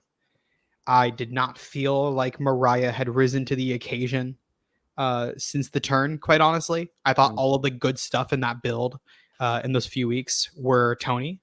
Mariah was not getting over with the talent. And I said, I think she needs to do something away from Toni first before you put the title on her. And I understood the decision of why you would take that leap because it is needed in professional wrestling sometimes. You do need to take that leap. But for AEW, I don't necessarily think that's a company that has the fortitude right now. I don't know if fortitude is the right word, but I don't think they're in the position to take a leap like that right now with their women's division and in general. Like that's just not where the company is. This is not 2021 where you could get away with it. It is actively hurting the product now. The women's division went from being one of the high points of the show, arguably like the best part of AEW television for like 3 to 4 months to it's now again back to like the worst part of the show besides Chris Jericho. Mercedes isn't showing up to work except like she showed up to Emi Sakura, but she hasn't been showing up for a few weeks. Mariah is doing whatever she's doing. That is weird. She's not getting over with fans. There's been no pivot in her story, which I think is the biggest point. It's been weeks now of this not working and no one has pivoted. And I know someone in the chat said, this is not like, it's not Mariah's fault. It's the booking. I think there's partially blame on the talent here too.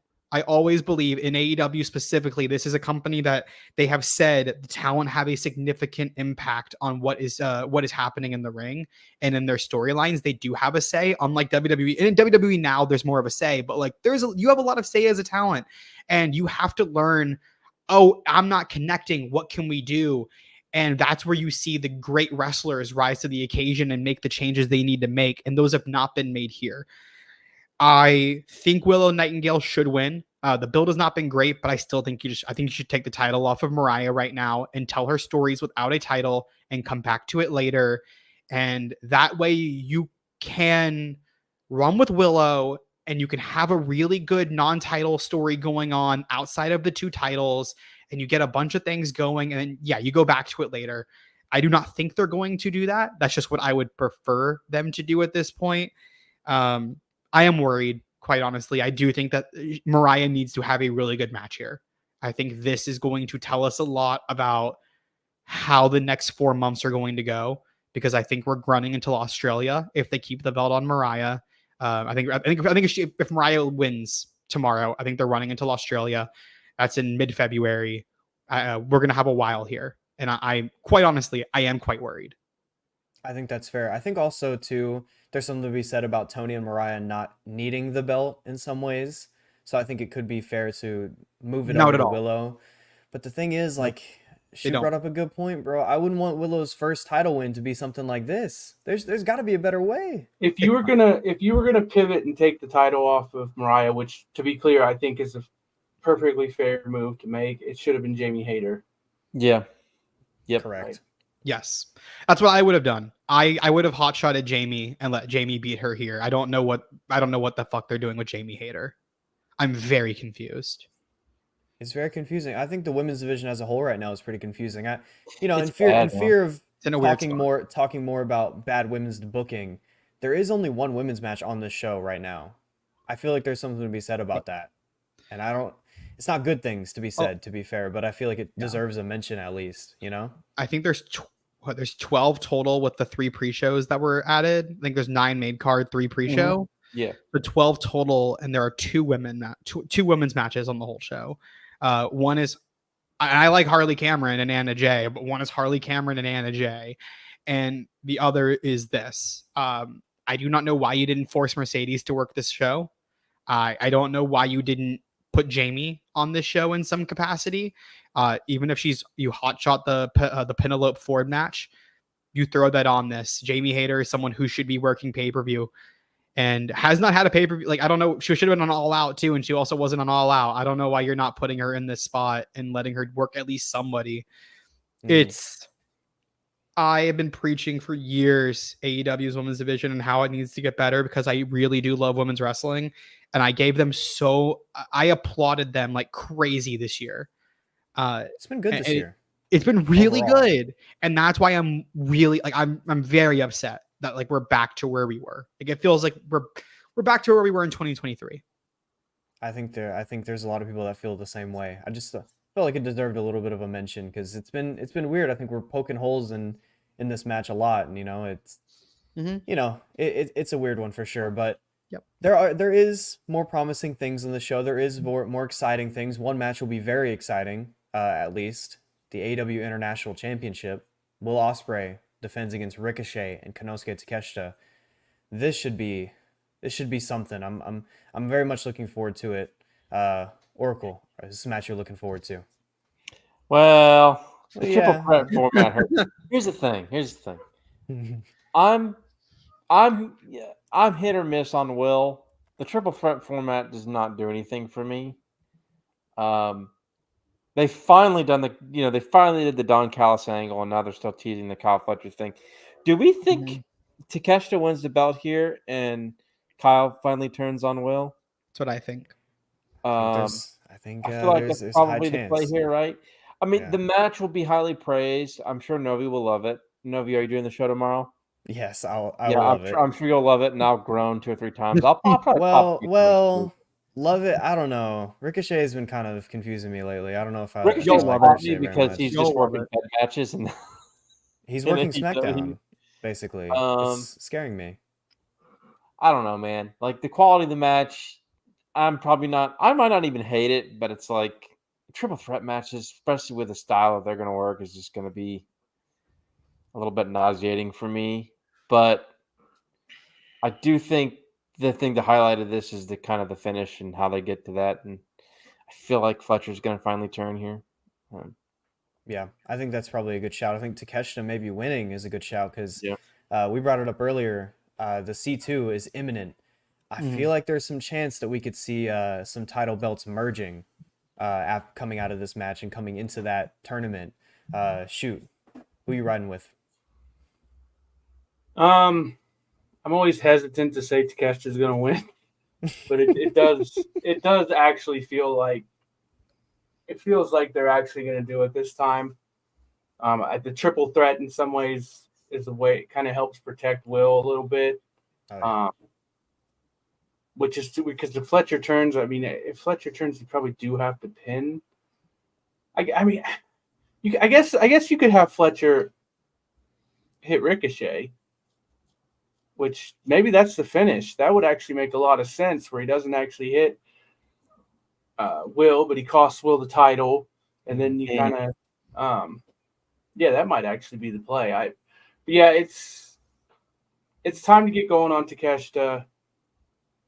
It feels like they know that, We'll see if it matters long term. But Mhm.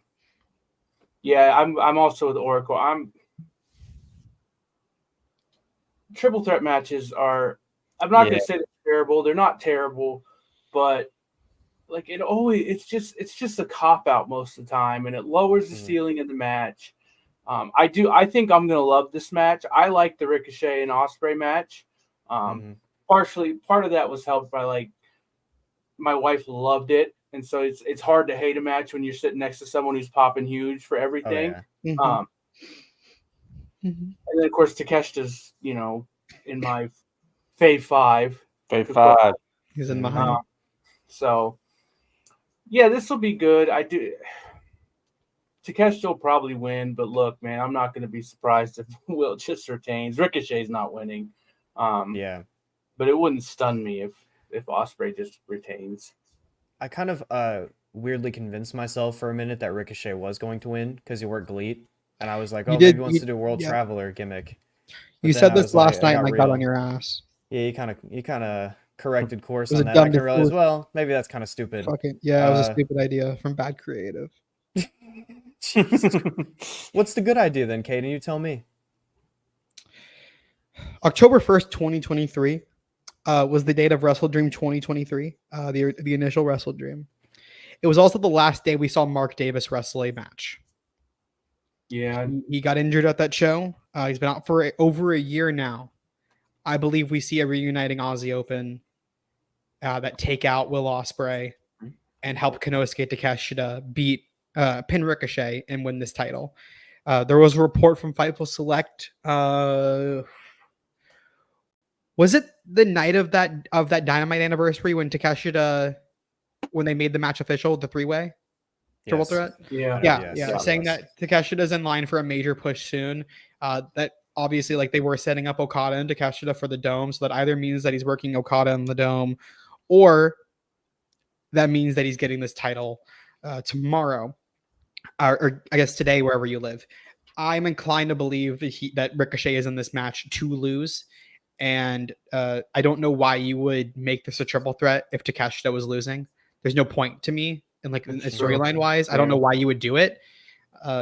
None of that makes sense to me. You can get where you want to go without doing this specific match. So that makes me think that they're doing it just to protect Will, so he doesn't take a pin while losing this title for the second time, because he's already. Wait, no. Did he lose this title? He did. Yeah, he lost to MJF. Max. So he lost to Max. So he would lose it again. Friend of the program. Yeah, the only pin he's taken in AEW, so it protects him a little bit. I could see that happening. That also like adds to my theory of the C2 kind of being changed, because I don't. There's so many things that move. Like once you go to that, there's so many things that like move around to me.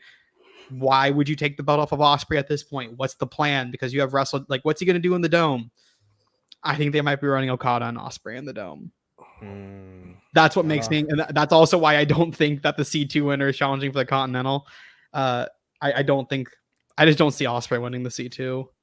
Okada, Ospreay again. I feel like if you put Ospreay in the C2, it's like almost everyone's gonna go, oh, Ospreay's winning the C2. That's why I just don't think they're gonna have it. I don't think they're gonna have it C2. The winner isn't supposed to challenge for the title. The title's supposed to be on the line in the tournament. Is how it works. We don't know that. That's the way they framed it last year. So kind of, but because the title was not an official thing until there was a winner of the because Eddie had, the way they did it last year was Eddie put the two belts on the line. They put the New Japan Strong title, and he put the Ring of Honor World Championship on the line, and the winner would get all three belts at the end of the tournament, because Eddie lost two matches to start the tournament. He lost the first two and then went on the winning streak to win the other 5 in a row. And then the winner got the title. We don't know that the champion has to be in the tournament. Well, look, there's no guarantee he's going to stick to it, but the way he framed it was that the champion will have to relinquish the title and enter the tournament. Like, that was the way he framed it at the time. Now, I'm not. He may not. I don't think he's sticking to it. But that was the way it was originally presented. Was that the Continental Championship would be relinquished? Because that's the way the hell, I don't even remember, but that's the way what they based it off of used to work. Is you relinquished the title and entered the tournament, and you had to basically win it back again. Yeah. But is Okada really going to work the Continental? That's the main thing. I don't know if he wants to work it. The other I brought this up last night when we were talking. If you have the C2 be for the Continental Championship, no matter what, it makes it look much weaker than the Owen. Now that the Owen was for the Wembley main event. And it's not only that you got a world champion shot and you got a Wembley main event. Like it brings it down significantly compared to that. And it's a much harder tournament to win the C2 than it is to win the Owen. So I think with them changing the stakes of the Owen this year, I think they're going to go and change the stakes of the C2. I think Here, I look, you have a theory though about I think this. you might be right, Novi. I think I know where you're going, but go ahead.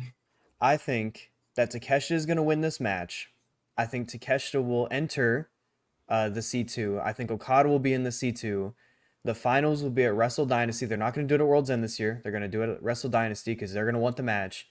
It'll be Takeshita and it'll be Okada. I think Takeshita will beat Ospreay because they'll want to run that match back. That's a big one to run back to for the C2. I think you'll beat them on the road to the finals. In that match, they'll unify the belt and they might just make it a world title. I would not be surprised unless something changes in the next, month and a half before the Continental Classic happens. Mm-hmm. I would not be surprised at all if they redo the Triple Crown thing because I think that if Ring of Honor is not getting a TV deal, Ring of Honor is not going to exist come January. And at that point, you really do unify that belt into what you're talking about, basically. Yeah. I can see that. And then where you actually do, and you keep it as a Triple Crown Championship this time. Like it's an actual. Now, is that really a Triple Crown? No, but you can frame it that way anyway. It's fucking pro wrestling. You can do whatever you want. Because I genuinely believe that if Ring of Honor doesn't have a TV, and I don't think it's going to, but you never know. There's still whatever's going to happen with this Fox thing, which I still think something's happening. Yep. Something is definitely happening after the what was it? I forget the name of it, but I wouldn't be shocked if it's already signed. Yeah. Roosh went into the Fox. Roosh's Fox deal in Mexico. Yeah, got that. Swerve straight up saying we're going to Fox.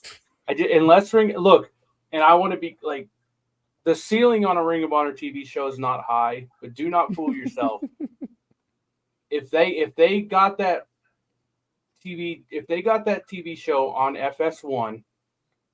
Which, to be clear, I'm not saying they're going to. I'm just saying if they did, FS1 does not do good numbers. No. If you gave them a 10 o'clock hour on FS1, it would do fine by that network standards, and they would be fine. Do I think that's going to happen? Probably not. Do I think it should happen? Also, probably not. I think they should kill Ring of Honor. Yeah. I think they should unify all these titles into their AEW titles. And then you bring back Dark or whatever you want to call it on Mac. There you go. And because you're going to have, it's pretty clear you're going to have your Dynamite, you're going to have your Collision, you're going to have your Shockwave. I would assume they're going to tape Shockwave on one of the two. My theory, which I don't, to be clear, this is a theory. I don't know anything. My theory is Shockwave's going to be live on Thursdays, and they're going to tape Collision the same night as Shockwave. That's my theory. I think it's Tuesdays. Do you? Tuesdays. I think it's going head to head with NXT. They're going to get their asses kicked. I think that I do not know anything. I don't think it's going on. I have a feeling it's not going on FS1. I think it might be going on Fox Tuesday. I think it's going on Fox. I don't think it's going to go very well. I think they're going to get canceled. But I think they're going on Fox. I think they're going to go Tuesdays to Battle CW, network to network. Such a bad idea. They'll get killed. They got to know. They're going to go 2 hours. Possibly, but it is network show, so it could considering like they're not doing like compared Wednesday. Like, okay, Dynamite did really bad, but they were out of their normal time slot. They were an hour later, and that show was not advertised whatsoever. If you think it's going to be on Tuesdays, you think it'll be 2 hours head to head, full 2 hours? I think it'll be a 2 hour head to head with NXT. 100%. I think that is such a shitty idea because literally I like Dynamite is chaos. already not I'm here not for it. doing Do you well. think- Like I like that's Do you asking chaos. a think they're gonna lot, have bro. 3 Not my 2-hour money. shows? Not You my think money. they're gonna have 3 2-hour shows? I can't see it, man, because then Three you got to run. 2-hour No. shows. Oh. You got to No. run. Then you have to run 3 events a week. Like I don't see that happening. I don't see it. I just don't see Shockwave being 1 hour. I know like that's when people think it's 1 hour. I just don't see it being 1 hour if you're gonna do on a whole other network where you Wow. probably Thank God have I'm not to do doing a my separate stupid ass title match for shit it. in 2025. I mean, Gave Maybe that up it is an quick, hour. right before I have a things feeling went it's bad. 2. I can't see Fox giving them to it. Fox shouldn't give them 1 hour, honestly, but I can't see Fox giving. Look, I'm not even doing my bit now. Look, all bits aside, I love AEW. I watch it every fucking week. I love to come on here and talk about how cold it is because I think it's funny. And look, it is cold. Mm-hmm. But like, to be clear, I love the show and I'm gonna watch whatever they put out. But it is not gonna do well on network television. For Like, what it's worth, I should be clear. I don't think know Casey's crazy, anything. Matt. Before people get on me, I don't know Prediction either. anything. I'm guessing. what's that, Oracle? I don't think Caden's crazy for this prediction either. I don't think he is Like, either because I don't Tony's think a he's crazy content to guy. think that Yeah. this might be the case. And for what it's worth, I think that's like, I mean, it's not. I mean, when with the TV rights deals now, I mean, that just keeps everybody afloat. Whether no matter how good or bad creatively or whatever. Oh, it doesn't matter at all. It's still quote unquote suicide to put 2 hours of fucking TV against. If you give, I think the only chance that this show has of lasting is if you give them the 10 o'clock hour on a Thursday night, where you got a little bit less pressure as far as the number you got to deliver. Yeah. And then they can go live. They can tape Collision before they go live for Shockwave, or if they're on the West Coast, they go live for Shockwave and then tape Collision. Because Collision, look, I love Collision because it's like a very low stakes show that it's just pro wrestling that I can sit back and watch and enjoy. But it's very clear that that's what Collision is going to be from now on. Like that's what it is. Collision, when this Shockwave thing starts, Collision's going to be the third show on the totem pole because Rampage is going away at the end of the year. Thank God. Yep. If you give, I think, a 1 hour show where you do a big match every week, you got to have at least one big match. I think they'll do okay. But Tuesday nights, they're just asking for it, man. I'm not, to be clear, you might be right. I'm not saying that because they're dumb enough to do it. I think, but also if that's what Fox is offering them, then I think we're looking at. I buy the Kaden 3 2-hour show thing more likely. I think we're looking at 3 2-hour shows from AEW, and I think we're looking at 2 3-hour shows. Oh, that's definitely 2 3-hour shows. 2 hours is like a lock, bro. I think WWE's doing SmackDown and Raw both 3 hours. Oh, for sure. That's happening. That's already like known, isn't it? Yeah. No, they keep saying, I think it was Dave who was reporting that SmackDown was going to 3. Oh, that hasn't been announced yet. Yeah, and USA and WWE keep claiming it's not. Okay. Dave's like you can smell it a little bit. We can kind of, I think SmackDown's going to 3 hours on Fridays. Yeah. Oh, anyway, for sure. I do. So too. look, if I was in charge, my ideal lineup is I'm doing Dynamite for 2 hours live on Wednesday. I'm doing my live hour on Thursday of Shockwave. I'm taping Collision. And then Ring of Honor goes away, assuming you're not getting a television deal, which, again, I don't think they are. Yep. And then you bring back Dark. You put it on Max because they're going to be on Max in January. That gives you Max something exclusive, whether it's not that big of a deal. It's not that high impact, but it gives them something exclusive. Yep. And then you unify all those Ring of Honor titles with the AEW titles. Yep. It'd be smart. That feels like the way to go. Also, you brought up a good point the other day, where you said, or I don't know if it was you exactly. I think Joe's been bringing it up too. The Dynamite and Collision tapings are so rough because there's so much after it, and you don't feel like people don't walk out of there feeling satisfied. I feel like maybe if you break things up, you have more of these shows you don't have to worry about ROH. We get some of these out of the way another time. I think it would help Dynamite a lot in terms of attendance because people will want to go to a show that I'm going to be here for 2 hours and that maybe like a dark match or two after. It should be 3 hours each night, basically. You do 1 hour of Dark and you do your Dynamite, and then you do 1 hour Shockwave and 2 hours of Collision. Yep. And you know, obviously with the tape, sometimes with the tape show, you tape a 2-hour collision. It doesn't actually take you 2 hours. Yeah. Just because you don't have to do some of the stuff you got to do in your live. So maybe you get them out of there in 2:45 or something like that. But yeah, we'll see what happens. It's going to be fat. Like, look, I'm a nerd. I love logistical stuff like this. I'm fascinated to see what the schedule's going to be and what all they're going to do. Mhm. Has anyone else? There's a lot of players that play too. I think that's what makes it fun. Like there's so many different things that could happen. Like I feel like we've given about 4 or 5 different ideas that all seem very valid and plausible. Yeah. So it's like it's a fun thing to discuss. Kaden, where are you going at? Has anyone else watched Parks and Recreation? I've seen the full series 3. Yeah, Yes. me too. So with Ring of Honor's death, I'm like Ron Swanson when he went to Chris Traeger and he asked, how much of the government are you going to kill? And can I sit there and eat steak while I watch you do it? That's me with Ring of Honor. I would like to watch Tony Khan personally kill it myself. I want to be in the room. I want to be eating a nice meal. I want to watch him kill it all.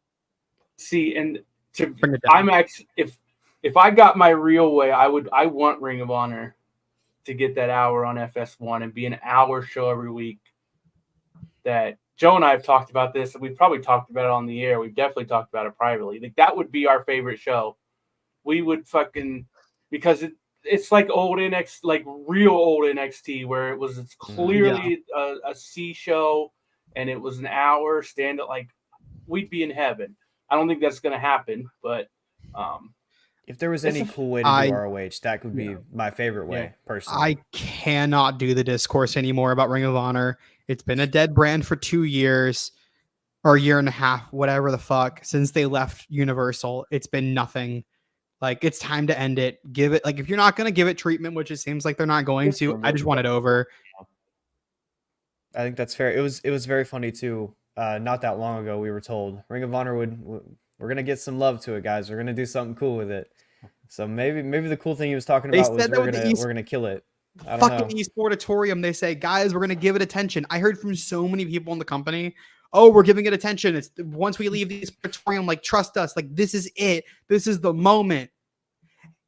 Nobody's on the TV, and I don't watch the programming, but I see all the Ring of Honor people who are complaining every single week and crying about the program because of how bad it is. It's over. I think everyone sees it too. I think we're bringing up some very valid points. I think it's a fun topic to discuss, especially like on a show like this. There's a lot of ways it could go. There's a lot of ways that this next match can go. Getting back to the matches, the AEW World Tag Team Championships, they're on the line. Young Bucks are defending against Private Party. Private Party has had a very disturbing, in some ways, run over the years, and I'm not so sure they're ready for it yet. I'm not so sure they'll pull the trigger on it yet. We'll go to you, Kaden Lee. Do you think they'll pull the trigger? I do not think they're pulling the trigger. I believe that the Young Bucks do retain their titles. I am interested in what they do here. Interested to see what Private Party do in this big role. They haven't had this big of a match in a really long time. And so, yeah, I am really excited for it. The Bucks are finally working matches again, working pretty well. This is their best work they've done in a year and a half, the last few weeks. So I am really excited for this, but I do not think they win. And I've said it for months now. I've been saying it consistently that around this time is when I thought Kenny would come back.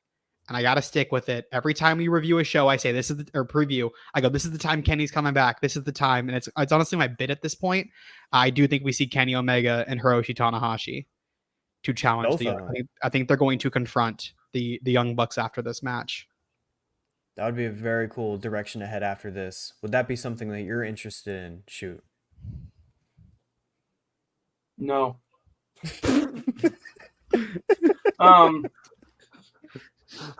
It'd be fine.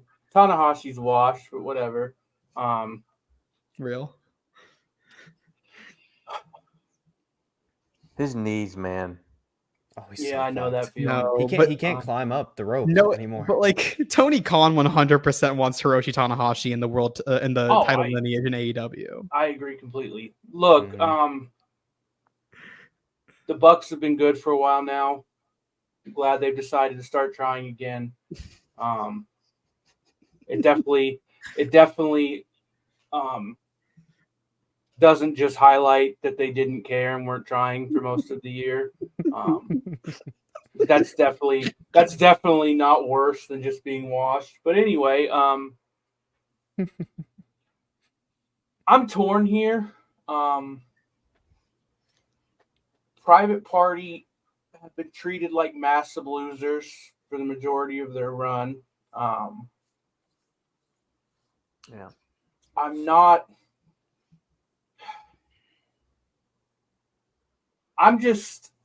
convinced that this is like a real push for them, and it's more of just them reacting to everyone being mad, and they're just going to lose, and that's going to be the end of it.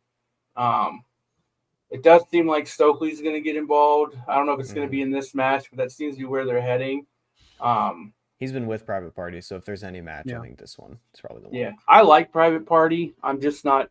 The Bucks are going to win. I just like it wouldn't stun me if Private Party pulls this off, but I think the Bucks are going to win. I think they probably do lose the titles in Japan. I just like I get it, but like I don't want to see Kenny Omega in tag team matches, man. Like he hasn't had that much time left. Like fuck, I want to see him have big singles matches until the wheels fall off, and that'll be the end of it. But I'm in agreement, sir. I need big match Ken as soon as he comes back. Just doing all that. I don't need to see a tag run with Tanahashi with no knees, you know?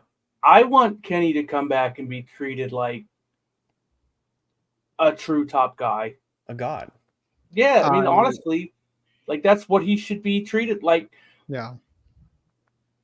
I'm trying to think of a good, I guess, like how WWE treated Cena there for a while when he wasn't the champion anymore, but he was like a centerpiece of the show, and he was always doing something like that's what Kenny should be doing. The only thing I'm like, the only reason I've kind of like been okay with them doing the tag stuff for Kenny like immediately upon coming back is because we don't like I just don't know what he's gonna be like. That is true. And yes.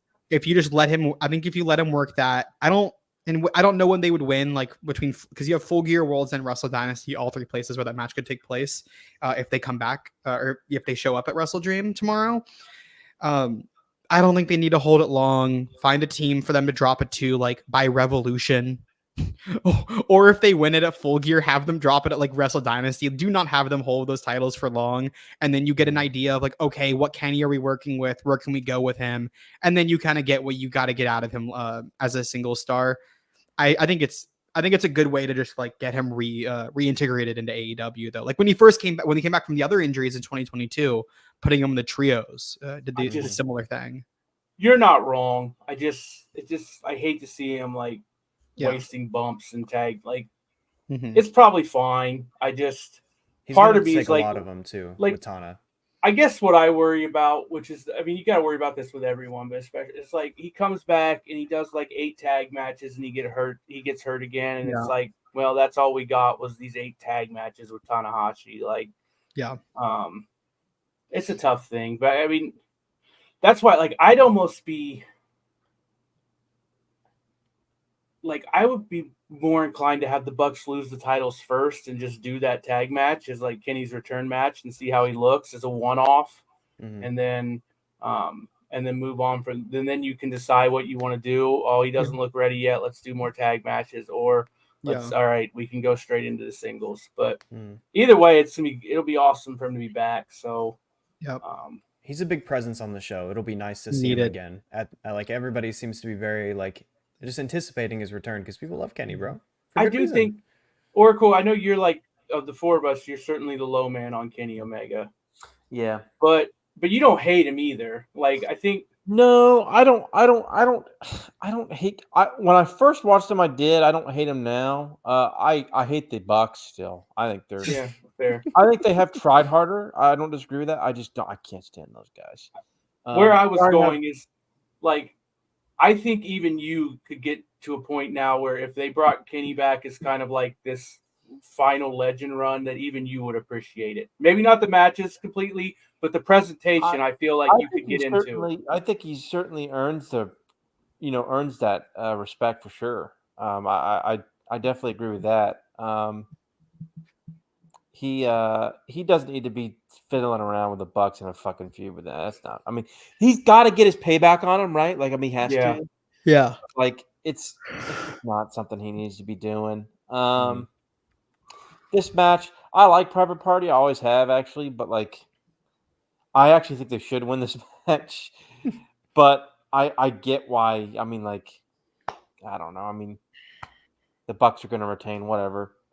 This is a match I don't have any interest in. I'll be paying attention to your Buckeyes, Matt, or whatever, or something else, or maybe, hopefully, Ole Miss gets their asses kicked because I'm mad they beat us last week. So Kenny, Kenny's the same as Hangman for me in that, and this is not even me doing the anti-Bucks bit, but like, I'm just sick of him being with the Bucks. Like, I want him to do his own thing. We're either with them or working with them, whatever. Just like Hangman. Like, let's move on. Let's get away. I understand the appeal, and I understand there's people that, I don't have the years of history that, I didn't get into the Elite until I started watching AEW. I don't have all that, but like, let's move on. Yeah. And like, But it's been 5 years, like, it's time. let Kenny do his thing, man. Like, Kenny's a professional. Kenny would have worked CM Punk. Like, let's let Kenny cook on his own for a little bit, man. Like, let's let him do his own thing. And There's I a know lot some of of that's guys, him too. too, to be clear. Like, that's not all. Like, he loves the Bucks, and but like, let's move on. Let's separate it, and let's let him have his own run. Novi, if I may. Mhm. There's 2 super chats. The one we'll do at the end, but go ahead and do Boris's super chat. There you go. Jake throwing his fist like nation domination. It's done. Not wrong. And we need to point out before we cover the main event. I don't know. I just want to make sure we don't forget it. It's the Swerve segment. Yep. Yeah, we're just about to get to that one up next. I feel like we all kind of across the board want Kenny to do different things. If he does return here, I'm not so sure he will. I But don't think he's going to return here, but I'm not so sure he will either. But this could go in either direction. I'm gonna ride on the Young Bucks for here. I don't think a Private Party, not with this build. They're just now starting the Stokely stuff. I could see them maybe doing it down the line. Maybe something at the end of the year, World's End. I could see something like that. Actually building them up and making them not a couple of losers would be nice. I think here they haven't just given it enough time. But that's a good call because Swerve will be appearing live. What that means, who knows? But I think we're on watch I think for a that means certain Bobby big man. Lashley's going to beat the shit out of him. I think. Oh yeah. Oh yeah. We're on Going Big to Bob Lash fucking watch. Kill him. I think. What are they going to be called? MVP and Bobby Lash. What's their the group? Hurt Syndicate. Hurt Syndicate. Shelton Hurt Benjamin, Syndicate. is he going to be present for that? Yep. Yeah. There's going to be one more, it sounds like. Yeah. But I don't think I think don't we know get if the they've full group. decided on that yet. Do you? Okay. I think that's a big angle to run here too. Like this is the new group. This will be a big part of the TV throughout the rest of the year. I think that's probably what they do as well. Yeah. I think I don't like, if there's a fourth person, it's going to be someone who won't have the same like star caliber as Bobby Lashley or honestly Shelton Benjamin. So, or MVP, like it'll be like the lowest on the whole. No disrespect to whoever it is, but they'd be like the lowest on the totem pole in that group. So I wouldn't wait to debut them. I would just have that person and Bobby at the exact same time and just do the full group. You have your thing. You're good to go from here. I think so as well. I don't know if there was also some maybe some talk of Swerve wrestling a match for a while there. Maybe they could do the Shelton match. That could be something they run here. I don't think it's going to happen, but if he was going to wrestle at all, which there was mention that they were thinking about having him work something, I think Shelton would be a decent match for him because Shelton. I don't think he's working the show. I don't think he'll wrestle. I don't think he should. No. Also for the comments, I don't think it's Hobbs. Like I'm fairly confident it's not Hobbs. Bro, Hobbs doesn't want to be in a group anymore. Of He all doesn't want to be in a faction. I'll say this. They've struggled with keeping people relevant as top stars. I think Will Ospreay seems like another guy. Now, since he lost the belt to Max, I don't think Will's fallen like two. I think he feels like another guy to me. I'm sorry, he just does. And I think that's stupid. Swerve is the only guy who's kind of survived this. It was a brilliant decision to have him not be on TV for a month after he lost that match. Yeah, I think so too. Absence make the heart grow That's fonder, bro. like you have to book your top people this way, you know. Fuck. There's a lot to be said there. I think this is probably a big moment. Obviously, it's his hometown, Tacoma, Washington. I think he's going to get a big pop. I think the group debuting, beating his ass, is probably going to get some good heat, which will be nice for the big new debut. But there's going to be some even more heat, I think, in this main event because it's the AEW World Championship. It's on the line. Bryan Danielson defends. He puts his career on the line every time he works a title match. He's defending against probably my favorite character on AEW TV. One of the only things that really lights me up right now, Jon Moxley, who cuts those amazing promos for the shows again. He's finally got his finally got a story to sink his teeth into. This is obviously the thing that like you're bought in for this match. There has been talk. There has been some people on the timeline saying that Danielson could possibly retain. But Danielson has also told us that he is a fucked individual and that he can't feel his legs sometimes. So you never know. I think there's some Boy Who Cried Wolf situation going on there, like people not believing him. But just watch the matches a little bit. I think there's something to be said there. Oracle, are you in any belief that Danielson can retain here? I think there's an outside shot. This is a fascinating match. A month ago, I thought, oh, Moxley's definitely winning this, no question. Now I do have some doubt. Part of me thinks that the Danielson injury stuff has worked. Part of me, I think it's real. That's being exaggerated. He knows what he's doing. That's what I've said. I think it's real. That's being exaggerated. And I think there's a chance he wins. I'm going to go with Mox because I still think Mox will win. But it's interesting to me. I think the match will be great. I think there might be some blood. I think Mox is going to just decimate Danielson throughout the match. It'll be interesting to me if they do a big angle with whether it's Josh Barnett or whoever at the end. Whoever. Yeah. Safe way to say it, I think. Here comes the money. But if they, it'd be interesting that they would do two angles with like the debut of the Hurt Syndicate and then the debut. Wouldn't be the first time where they've done something. I know it wouldn't be the first time, but it would be a choice that I would question. But I'm also very big on like putting together cards and like separating angles and stuff like that. I'm not a fan of doing all that stuff unless it's a show where you have a bunch of babyface moments. I think those are good. Yeah. But when you do multiple heel angles like that on a show, I think you have to be careful to make sure to balance it with good face stuff. And also, like, I don't know, it can be a bit much. I don't think we're going to find out who the person is tonight. I think the I'm end not of this, sure either. Yeah. I think the end of this match is Wheeler Yuta turning. Okay. I think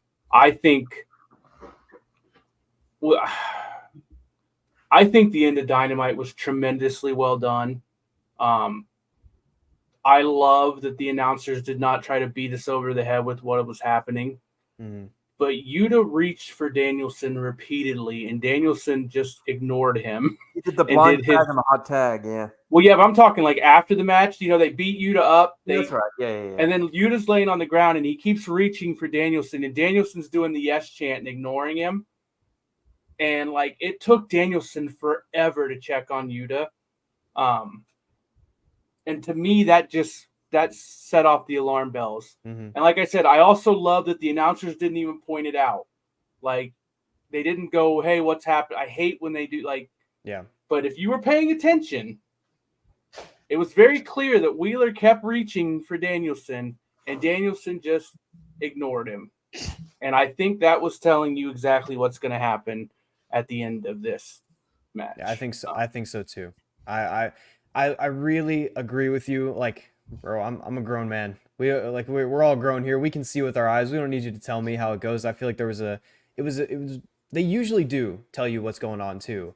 I feel like the fact that they didn't also shoots off some alarm bells. Like, if you notice, you'll see it, but they're not trying to spoil anything. I think this show we could see Wheeler Yuta joining the BCC.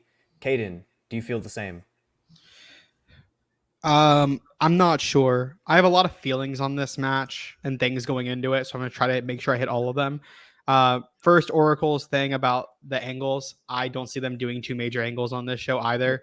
So I don't think we're going to find out who that is. I also am not that convinced that Barnett's still coming in. Just based off of I don't know, it's been long enough. There were the initial names of the group that I had kind of heard, and a lot of people had also heard are not in this group. That's so far. To be perfectly honest, I had Pac and Claudio were never 2 names that were brought up to me as being in the group. So now at this point, I'm okay, I kind of think that just the Barnett thing that everyone thought was going to happen. I don't necessarily think that's going to happen anymore. Danielson closed Dynamite the exact same way he closed the Dynamite in Cardiff, by doing the yes chants in the middle of the ring, something he does not do very often on television.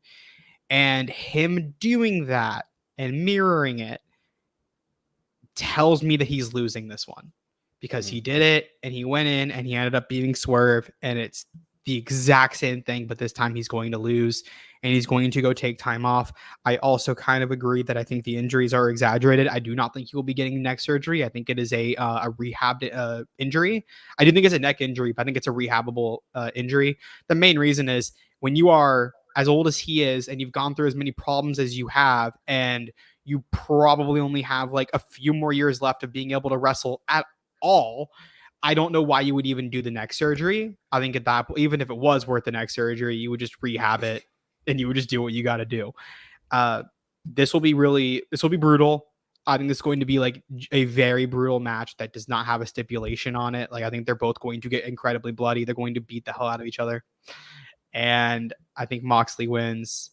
I am excited for this match, though. It's a very intriguing match. I think there is some Danielson is definitely overplaying it, but we can all see the matches. We can all look and watch him go. It's clear he's putting his everything out there to try to make it through these ones. I'm pretty convinced that Danielson is losing. I don't know what we might see or who we might see. I think Mox kind of takes the belt, because Mox's whole thing is that he wants to remake AEW or reform AEW in the image he thinks works best. He thinks we've kind of gone off the path. He's being honest. He's not lying about how he feels. He's just telling you. And I feel like not having him win the belt here would be a very big disservice to the kind of character he is. It kind of set his character up for failure, I'd even say. So, I think Mox probably gets it done here. Yeah. It's a good show, huh? It was a lot of fun, a lot of interesting ways this could go. There's some, it's an AEW show. There's some holes we can poke in things. Obviously, there's some conversations we could have about certain spots or whatnot. But I'm much more excited after previewing it, to be honest. Yeah, it's usually how it is. I think there's a lot of intriguing ways that a lot of these, especially the main ones, can go. I'm much more excited after hearing that Jim Jacobs isn't there anymore. That did set the mood for the night, to be honest. Set a good tone, I would say. Yeah, give us a good high early on. Throw a damn party tomorrow. Yeah, we threw a party on air. I'll get back from ACL and I'll have streamers. Who will be joining us tomorrow, Novi?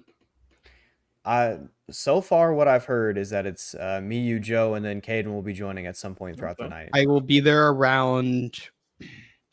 I'll be watching my glorious queen Renee rap from 7:15 to 8:15.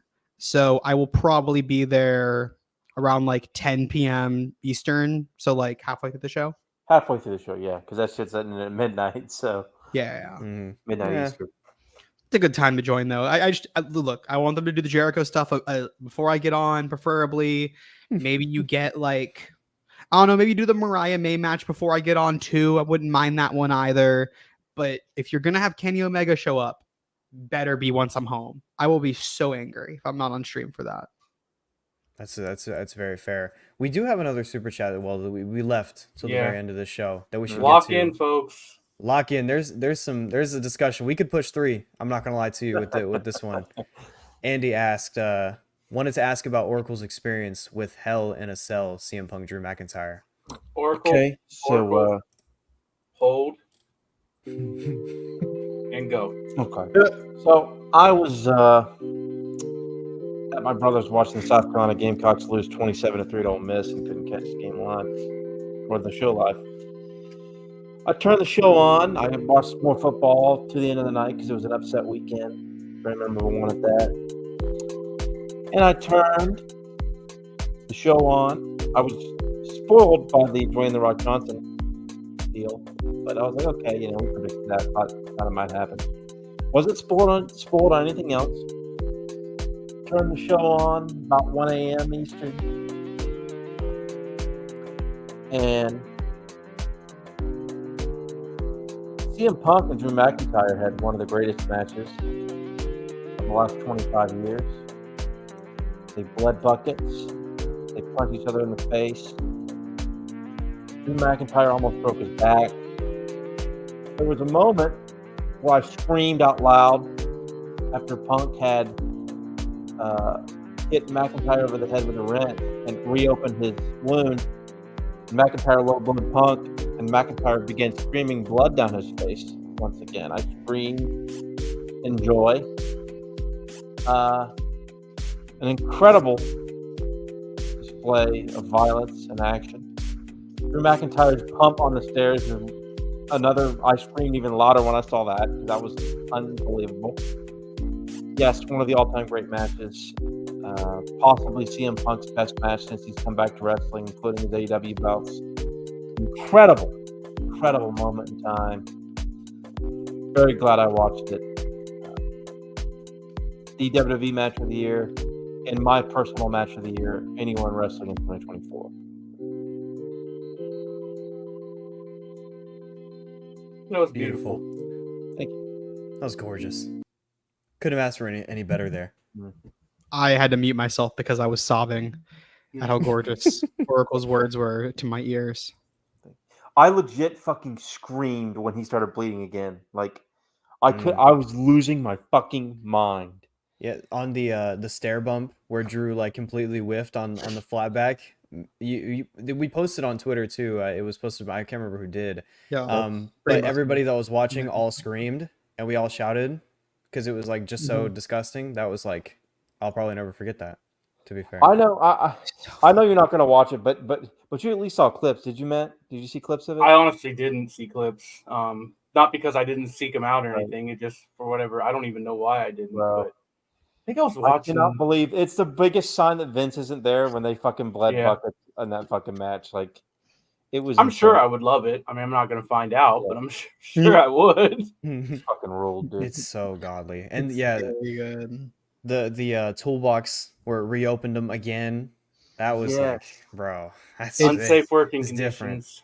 Different. Yeah, unsafe working conditions. Wrestling's just too violent these days. Yeah, I mean, It's a good call. Yep. they should lose sponsors, in my opinion. yeah. It was so much better than the cage match from All Out. Yeah.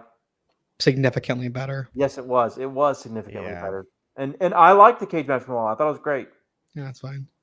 But the Hell in a Cell match is my match of the year. That match is incredible. It's a very fair match of the year. It's in my Very top fair. 5, easily in my top 5. I think it's cracked my top 5 as well in my head. I've rolled it around after a while. I keep seeing clips of Drew bleeding, and I think it's probably top 5 at least. Fucking ruled, man. I can't wait So to have sick. some shitty 6-man from a Noah show in Kurikan Hall be on my top 5 of the year just because I was there and be like, I don't care. I was at Kurikan for this. Booking with a fucking shitty ass Crown Jewel show that we'll be covering in about 3 weeks, folks. But We'll be covering that man. show. Gunther and Cody. I had Jon Moxley and Tom Lawler as my match of the year a couple years ago, just because right. of the experience I had in the moment. Was that that was 2 years ago? Time's a construct, bro. 2022 was the year Mox went and did like a crazy indie run, right? I think so. That 2022 That was like, 22, yeah. That It was like 22. the best year of his. That was when he had the GCW title. So sick. Yep. I think there was one match earlier this year that I got really passionate about. That it was there for far too long. It was Hook and Joe. That one got me kind of like that. It's like not everyone's gonna, but it just got me. Also, Brainbuster. Shout out Brainbuster. It fucking rules. I'm sure if I watched it again, I wouldn't like it as much as I did in the moment. And that's not even because of just because it caught me so off guard. Mhm. Like, I think what really struck me is I don't usually like watching wrestling by myself. Like I saw that conversation, and I've talked about it on here a million times. Like I've had someone to watch wrestling with ever since I started watching it, and I watched that match by myself and lost my mind, and like that never happened. Usually, if I'm watching wrestling by myself, I get bored and I turn the show off. Adrian's debating taking a nap tomorrow and watching this show from midnight to 4 a.m. with me, and I'm like praying that she's going to, because I'll be able to focus better. But yeah, wrestling's fucking weird, man. That's why it's so stupid to. Like, we can all do our bits, and we all have fun, but genuinely getting mad at other people's opinions is so dumb because everything's so subjective, and it's all the real thing that wrestling is how it makes you feel when you watch it, and that's all that really matters. Like, if you like something and someone else doesn't, maybe they're just some asshole from Chattanooga. Like, don't worry about it. Hey, I live in Knoxville and have. That's true. As soon as I said it, I was like, "Fuck, he doesn't live there anymore." I think that's something I've realized lately.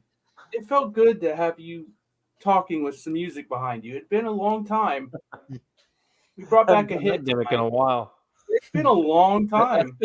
That's been since like the original Grin run. Yeah, that was like early Grin. We used to fucking use all those stock music themes over and over again. Sometimes it just makes you feel. Yeah, back when Novi and Kaden were in middle school. What year was it? 3 years ago. 3 years ago? I was shooting high school. I was just graduating when you were doing that then. Jeez. Yeah, like that was. I was 40. Jesus. I was 28. All right. Who wants to plug stuff? Because I don't have anything to plug because I don't ever remember what we're. Oh, actually, wait. I will plug something. Oh. Tuesday, 6 p.m. Ring of Honor Fantasy Booking, the worst show on the channel. Come watch Joe and I get massively frustrated at our roster, and then by the end of the show, decide that we've put together a good show that we would like. We've done it 2 weeks in a row. We'll do it at least one more week before we get sick of it. One other thing. If you have not subscribed to LNG Gold, please do. Joe Holbert is in jail. We need to get him out. We need bail money. Money. Go to JJ Williams Twitter, JJ Williams 1 WON. You can see picture evidence of the fact that Joe is in jail. Please help Joe Holbert. We love Joe. We miss him kind of. Free Joe Holbert. There it is. Look at that, man. Joe he has a bed and he has a shelf with nothing on it. They didn't even let him have his wrestling figures. Please help Joe Holbert. Oracle. Joe. Plugs. Okay, so tomorrow night, myself, Novi, Kaden Lee, midway through the show, possibly a free Joe Holbert, maybe not, perhaps. Live tomorrow, it's 8 p.m. Eastern, right? 8 p.m. Eastern, yes. 8 p.m. Eastern. I suppose we could get on probably like for the last. We'll probably start at the last. You guys aren't going to cover the Harley Cameron Anna Jay match? Got to do Harley Cameron and Anna Jay. Well, that'll be the main event, surely. So we'll definitely hop on for that. Surely. So we'll be on there anywhere between 7 and 8 p.m. Eastern. But that's the of course the WrestleDream Grin Along on Late Night Grin Gold. Then the Tuesday show, as Matt pointed out, and Pimp, the Ring of Honor show with Matt and Joe on Tuesday. There's all sorts of shit that I don't know. I do know that there is a draft show we're going to do in a couple of weeks. Coming soon, yes. Coming soon. There is a draft Grin of this Grin, the flagship. Here in the next week or two, we're going to do a draft, which we do every October. I guess we do that every October. we will have, of course, another Grindication in the last week of October. I think Joe texted me the dates, but I can't remember them. We'll announce them tomorrow. There's another Grindication at the end of this month. There'll be another School of Wrestling for the Ruthless Aggression stuff with the ladies that we'll be covering at the end of the month here in October. That's all that I know of. My stuff, and then the draft show. Andy Oracle did about 5 minutes on that match here, Yeah. about 10 minutes ago. You got your money's worth on that one. Set to music. Yes. Mm-hmm. Yes. Tunes. No, Kaden Lee plugs. Novi, can I give the fans a little bit of an idea of like the conversation me and you had last night about what we're thinking for Relight the Fuse? I'll allow it. So this is what myself and Novi are thinking. So first of all, thank you to everybody who did show up last night when we did the first episode of Relight the Fuse on LNG Gold any tier, and we watched Double or Nothing 2019. Really fun time. Charlie was there. Charlie was there. Russell Pierce, the Graps podcast boys, and this is what we're kind of thinking for a schedule. We have been trying to figure out how we're going to do it. So I think what we're going to do is a bi-weekly schedule every other week, where the Thursday schedule of what we did 8 p.m. Eastern, right? 8 p.m., but we'll play around with it. We're playing around with the times a little bit because we want to make sure we can have Charlie on as much as possible, and she has commitments on Thursdays. And we're gonna go to a bi-weekly schedule, and the way we're going to do it is we're gonna alternate. So every 2 weeks we'll do a pay-per-view, and we'll do a grin along to that pay-per-view, and then the next 2 weeks or the 2 weeks after that, we are going to do Dynamite. And so how we're going to do it is, so basically, like when we get to the Dynamite, so we still have Fyter Fest and Fight for the Fall and whatever. So when we get to All Out, we're going to do All Out 2019.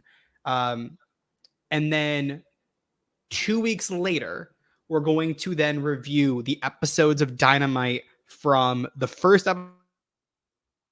Uh-oh. Oh, no. Did we lose him? Oh man, he was full in the He's zone. back. You're back. What was the You're last back. thing that you guys said heard? from the first episode? Yeah, we're going to go from the first episode of Dynamite, and we're going to cover that episode up until the episode going into Full Gear, the Go Home. Mm-hmm. And we're not going to cover everything on them. We're going to kind of pick and choose like what the best stuff is. And we're going to you can't watch all. We're not going to grin along. That'll be a review show. No. Anything we talk about Dynamite, those will be review shows. And we're going to do, it's me, myself, and Novi. Maybe we have extra guests on, but that'll be a more of a condensed show, sticking to a much tighter limit on how long we go. And we're going to just go over the big stuff, pick and choose the major storylines you need to know for Full Gear. So just for Full Gear's example, like Jericho and Cody, you have Santana Ortiz versus the Bucks was on that show as well. SCU versus the Lucha Brothers, I think was the tag title match on that one. Riho versus Emi Sakura was the women's title match. So we're going to pick and choose our stuff there. And then the 2 weeks after that, we'll go and then we'll do Full Gear. So we're going to kind of do that alternating schedule. So every other week, and then the alternating of pay-per-view to TV. Pay-per-views will be grin-alongs. TV will be just reviews. So I'm really excited about that. We'll get everything 100% sorted out. We'll play around with the times a little bit too. But yeah, I thank you everybody who did join us. Like I genuinely do really appreciate it, and I'm glad that people liked it last night. Yeah, this is also a good call from Mr. Big Dude. It literally is the dead NXT show. Yes, it's very If you similar. enjoy Joe and the Contrarian Alex covering NXT from back in the day, we're gonna do similar formats to that. We're just gonna do. We're gonna actually be able to watch it. So that'll be fun. Well, we'll play around with it, but it is very fun. There was a lot of people that came and hung out last night, so we very much appreciate it. We'll be doing those, bi-weekly, so be on the lookout for that. As for me, that's what I'm probably most excited about. But tomorrow we're gonna be watching Wrestling with Pals. Shoot made a big point of watching wrestling is better with people, so you should come join us on I don't know what tier and above. Oh, fuck, I don't know. I think Grinner Circle. It's Grinner Circle. Okay. Grinner Circle and above. It'll be the AEW WrestleDream Grin Along. You've heard the names on it. Where should be a very fun show. We might tune in for the Harley Cameron match after the fact. And then also tomorrow, I'll have a new video out on the channel at Noviak. We're going to do, if you ever heard of Forbes 30 under 30, we're doing that. But for women's wrestlers, we're doing 15 under 30 because I'm not covering 30 women's wrestlers because holy shit. I thought you were about to say 15 under 15, and I was just going to leave. No, that's not. Yeah. That would be very, very spooky stuff. I'm not going to lie to you. Novi, quick spoiler on that video because I have gotten an early cut of it. Ladies and gentlemen, some really disappointing news. Britt Baker is over the age of 30, so she was not included in the list. I am heartbroken. I am devastated. I have already sent a cease and desist to Novi. There's gotten early copyright claims have been levied, but we will be battling them in the courts. Kaden will not win this war because we are not allowing dentist bits to be gotten off on my channel. We'll also be live on Wednesday at 6:30 for Dynamite pre-show, so that'll be fun too. And whatever else we'll be doing, we're I think next week's a pretty easy week though, to be fair, except for all the usual LNG stuff, My Match Monday, Fave Fight Friday, all that good stuff. Does anyone else have any other business to go over? I'll be barrier for Renee Rapp tomorrow. Check my Twitter if you like Renee Rapp. Oh, I got one more thing. Definitely don't know who that is, but I'm also 43. If any of you are watching DPW, I'll be in the middle of the hard cam of that show. So be on the lookout for my big ass head to be on that broadcast. That's the only other thing I got going on. Look at Oracle just going to leave when we wrap the show up. I know, right? He got his plugs and then dipped. I was trying to sneeze and then you fucking talked and I couldn't do it. All right, folks. This has been the 130th episode of the flagship of the Late Night Grin, in which we previewed and made predictions in regards to All Elite Wrestling Presents WrestleDream live from the Tacoma Dome in Tacoma, Washington. We did? Those predictions will surely age tremendously. Definitely won't be hilariously wrong. Thank you again for all of your support. Again, if you are not a subscriber to Late Night Grin Gold, you can go to our YouTube and sign up immediately. Those proceeds go towards getting Joe Holbert out of jail. Shout out to Jackie Crosby, who Joe decided to spring upon us tonight. And then he proceeded to constantly tell us that he was the adult in the room while continuously derailing the show. We love Jack Crosby. We thank him for his contributions. Thank you for your super chats. Thank you for your support. Thank you to those of you who left to go to Ibu's space and then returned when it ended. We appreciate it. Much love to Ibu.